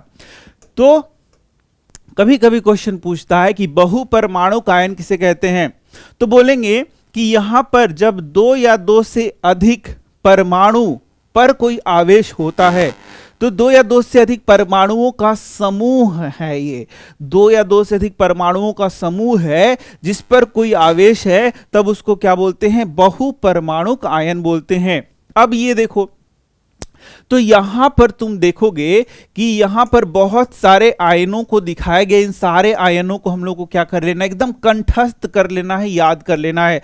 9th में कुछ पढ़ना चाहे मत पढ़ना, इसको याद कर लेना है। तो ये कहना क्या चाहता है भाई, इसी का उपयोग करके हम लोग सूत्रों को गढ़ते हैं, सूत्रों को बनाते हैं। यदि ये हमें याद नहीं होगा तो हम सूत्र को नहीं बना पाएंगे। तो देखो यहां तुमको ये समझना चाहिए कि ये जो नाम लिखा हुआ है यहां पर, ये सारा, उसके बाद इसका जो ये सिंबल है यानी संकेत है उसको याद कर लेना है, और 1 और 2 जो दिया हुआ है वह याद कर लेना है। जैसे हम इसको याद करते, कैसे याद करेंगे, तो हम बोलेंगे मैग्नीशियम तो तुम्हें याद होना चाहिए मैग्नीशियम का 2, ऐसे बस 2 याद कर लेना है। ये तो Mg2 प्लस है ही, +2 है, लेकिन तुम्हें बस याद करना है मैग्नीशियम का 2, मैग्नीशियम का 2, मैग्नीशियम का 2, मैग्नीशियम का 2, ठीक है, बस ऐसे याद कर लेना है। कैल्शियम तो तुम्हें याद करना है Ca का 2, Ca का 2। अब ये प्लस है कि माइनस ये भी याद करने का जरूरत नहीं है, बस Ca का 2, Ca का 2 ऐसे याद कर लोगे तो तुम्हारा काम चल जाएगा। अब इसको मिला करके हम लोग सूत्र को बनाते हैं कि कैसे सूत्र बनाया जाता है। तो सूत्र बनाना बहुत ही आसान है। देखो एनसीईआरटी में बहुत सारी चीजों को दिखाया गया है, लेकिन सूत्र को आसानी से बना सकते हैं हम लोग। इसके लिए अलग वीडियो भी मैंने बनाया था। सूत्र को बनाने के लिए बस ये चीजें याद रखनी पड़ती हैं। कुछ नियम है यहां पर। सबसे पहले क्या करना है, सिंपल सिंपल, जैसे मान लो लिखा हुआ है सोडियम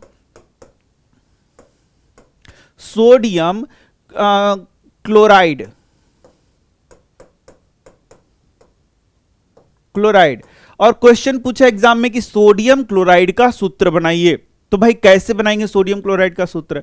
तो उसके लिए हमें सोडियम और क्लोराइड ये दोनों याद रहना चाहिए इस चार्ट से। अब ध्यान देना, कभी भी जब इस प्रकार का हम लोग सूत्र बनाते हैं तो उसमें जो पॉजिटिव चार्ज वाला होता है वह शुरू में होता है और निगेटिव चार्ज वाला बाद में होता है। इसलिए प्लस और माइनस तुम्हें याद करने का जरूरत ही नहीं है। जो नाम शुरू में होगा वो पॉजिटिव ही होगा और जो नाम बाद में होगा वो निगेटिव ही होगा। तो तुम्हें याद क्या करने को मैंने बोला था? सोडियम तो तुम्हें याद करना था Na का 1, तो Na का 1 है तो 1 को यहां नीचे लिख देते हैं। फिर क्लोराइड, तो क्लोराइड देखो यहां पर है, तो क्लोराइड का मैंने बोला था कि क्या याद करना है, उसके नीचे जो लिखा है उसको याद कर लेना है, तो 1 याद कर लिया। तो बस ये याद करना है। अब सूत्र कैसे बनाते हैं? तो ये जो यहां पर इसका वाला नीचे लिख देंगे, इसका वाला नीचे, और इसको इसके पैर के नीचे और इसको इसके पैर के नीचे लिख देंगे। तो Na हो गया 1 और Cl हो गया 1। यही इसका क्या हो गया, फॉर्मूला हो गया। समझ रहे हो? बहुत सिंपल सा मैंने बता दिया है ना। अब चलो, अब यदि हम लोग आगे आएंगे तो कुछ और हम लोग फॉर्मूला करते हैं। अब चलो, अब मान लो हम लोग लिखते हैं सोडियम हाइड्रोक्साइड, नया लिखते हैं सोडियम हाइड्रोक्साइड। तो देखो सोडियम जैसे ही मैंने बोला तो तुम्हें लिख देना है सोडियम, यानी कि Na का क्या होता है 1, और हाइड्रोक्साइड OH, ये पूरा OH ऐसे है, और इसका क्या है इसका भी 1 ही है, 1 ही लिख दो, -1 लिखो या 1 लिखो, कोई दिक्कत नहीं है, क्योंकि तुम्हें तो पता ही है कि शुरू वाले का प्लस है और बाद वाले का क्या है, माइनस है। तो अब ये इसके पैर के नीचे और ये इसके पैर के नीचे आ जाएगा, तो ये हो जाएगा NaOH, ये सीधे सीधे NaOH हो जाएगा। देखा तुमने कितना आसान है। अब चलो, अब हम लोग थोड़ा आगे बढ़ते हैं और अब लिखते हैं मान लो सोडियम ऑक्साइड,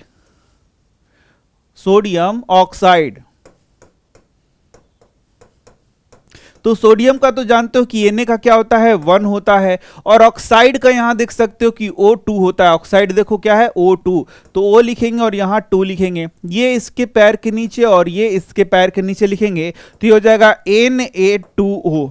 देखा तुमने, इस तरीके से इसका क्या हो गया, फॉर्मूला हो गया। अब देखो, अब कुछ और लिखते हैं। अब लिखेंगे सोडियम सल्फेट, मान लो करते हैं हम लोग सोडियम सल्फेट। तो इसको कैसे बनाएंगे? तो सोडियम का क्या हो गया, Na का 1 हो गया, और सल्फेट का SO4 का -2 होता है, तो ये 2 हो गया। तो ये इसके पैर के नीचे लिखेंगे, ये इसके पैर के नीचे, तो ये हो जाएगा Na2SO4। इस प्रकार से ये सूत्र हम लोग बनाते हैं। लेकिन कुछ और मैं बता रहा हूं ताकि तुम्हारा क्लियर हो जाए। जैसे अब मान लो यहां पर सोडियम सल्फेट की जगह हम लोग कैल्शियम सल्फेट लेंगे, कैल्शियम सल्फेट, तो यहां लिखेंगे Ca और यहां 2 हो जाएगा और सल्फेट का भी 2 होगा, तो 2 और 2 क्या हो जाएगा, कैंसल, तो ये हो जाएगा CaSO4। ये सीधा सीधा सूत्र हो जाएगा CaSO4। समझ रहे हो? इस प्रकार से हम लोग सूत्र बनाते हैं। अब मान लो आगे यहां पर सल्फेट की जगह हम लोग लिखते हैं कैल्शियम हाइड्रोक्साइड,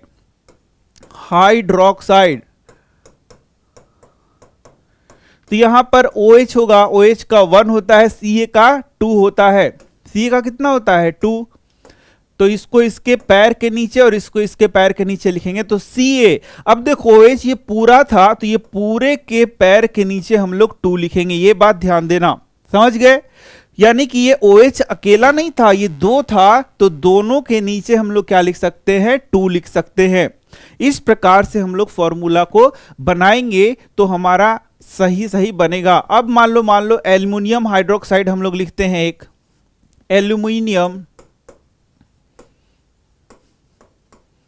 एल्युमिनियम हाइड्रोक्साइड यदि लिखते हैं तो Al क्या होता है 3 और हाइड्रोक्साइड क्या होता है OH का 1। तो इसको कैसे लिखेंगे, इसको भी ऐसे लिखेंगे कि Al हो गया इसके पैर के नीचे 1 और OH के पैर के नीचे क्या हो गया 3, तो AlOH का होल 3, ऐसे इसको लिखेंगे।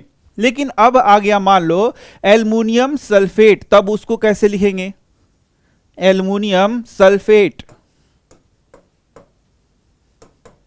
तो SO4 लिखेंगे सल्फेट का, Al का 3 लिखेंगे, SO4 का क्या लिखेंगे 2, और इसको इसके पैर के नीचे और इसको इसके पैर के नीचे लिखेंगे। तो ये देखो ये पूरा है, ध्यान देना कि ये वाला जो दिख रहा है बहु परमाणु का आयन, उस सब को एक कोष्ठ में रख करके हम लोग बनाएंगे।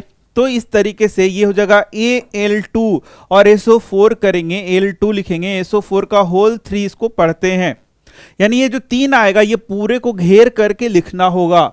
तो देखा तुमने, काफी मैंने बताया, इसके ऊपर अलग से वीडियो मैंने बनाया है। तो इस तरीके से हम क्या करते हैं, सूत्र को लिखते हैं। तो यहां देखो ये सारा तुम्हारा सूत्र के लिए कितना अच्छा से बनाया गया है। जैसे HCl अब लिखना है तो H का क्या होता है 1, Cl का 1, तो यहां पर H1Cl1 HCl बन गया। इसी तरीके से H और S है तो H का 1 S का 2 है तो H2S, ये फॉर्मूला बन गया। इसी प्रकार से CCl है तो C का 4 होता है, Cl का 1 होता है, तो CCl4 हो गया। ये क्या हो गया C1 और Cl4।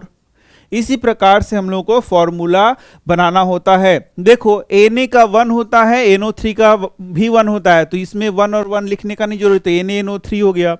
CaOH है तो CaOH का होल 2 हो जाएगा। सब बता दिया मैंने तुम्हें, तो यही सब यहां पर लिखना था और ये पूरा यहां पर जरूरी है। देखो यहां कोष्ठ वाला मैंने बता दिया कि ये NH4 पूरा है और इसके नीचे 2 आना है, तो NH4 का होल 2 करेंगे और SO4 का होल 1 है तो 1 लिखने का जरूरत नहीं है, समझ गए। यदि यहां पर 2 होता तो 2 फिर लिखना पड़ता हमें। तो यही सब यहां पर लिखा हुआ है। तो ये सारा फॉर्मूला तुम बना लेना और उसको फिर कर लेना। अब देखो आ गया आणविक द्रव्यमान, तो ये भी बहुत आसान है। आणविक द्रव्यमान जो परमाणु का द्रव्यमान याद किया है उसी का उपयोग करके आणविक द्रव्यमान हम लोग निकालते हैं और उसको U लगा करके हम लोग यहां दिखाते हैं। ध्यान से देखो, जैसे H2O है तो सबसे पहले तो तुम्हें आना चाहिए कि H कितना है, ऑक्सीजन कितना है। तो H यहां पर है 2 और H 2 है और H का परमाणु द्रव्यमान क्या है 1, तो हम लोग लिख सकते हैं 1 गुना 2 प्लस ऑक्सीजन कितना है, ऑक्सीजन है तुम्हारा 1 ही है और इसका परमाणु द्रव्यमान कितना है 16 गुना 1, और इन सब को क्या कर देते हैं जोड़ देते हैं, तो 2 + 16 क्या हो गया 18 U लिख देंगे। देखा कितना आसान है। इसी प्रकार से हम और भी बना सकते हैं। जैसे मान लो CO2 है, इसको कैसे बनाएंगे, तो C का कितना होता है 12 और कितना ही संख्या है तो 1 है, देखो 1 है, प्लस O कितना है 16 होता है और संख्या कितना है 2, तो 12 + 32 तो कितना हो गया 44 U, इसको लिख सकते हैं। इसी प्रकार से तुम बहुत सारे जो भी यौगिक हैं उसके परमाणु द्रव्यमान को निकाल सकते हो। जैसे CaCO3 निकालेंगे तो Ca का कितना हो गया 40 गुना 1 प्लस C का कितना हो गया 12 गुना 1 प्लस O का कितना हो गया 16 गुना 3। तो ये देखो 40 + 12 + 48 सब को जोड़ेंगे यदि हम लोग तो ये कितना हो जाएगा 100 U लिख सकते हैं। इसी प्रकार से जितने भी यौगिक तुम्हें पढ़ने हैं, मतलब कि जो एक बुक में दिया है कम से कम उसको तुम्हें याद करना है और आसानी से फिर क्या हम लोग कर सकते हैं उसको निकाल सकते हैं। तो ये सारा तुम्हें अपने से कर लेना है। अब देखो लास्ट में क्या है, सूत्र इकाई द्रव्यमान।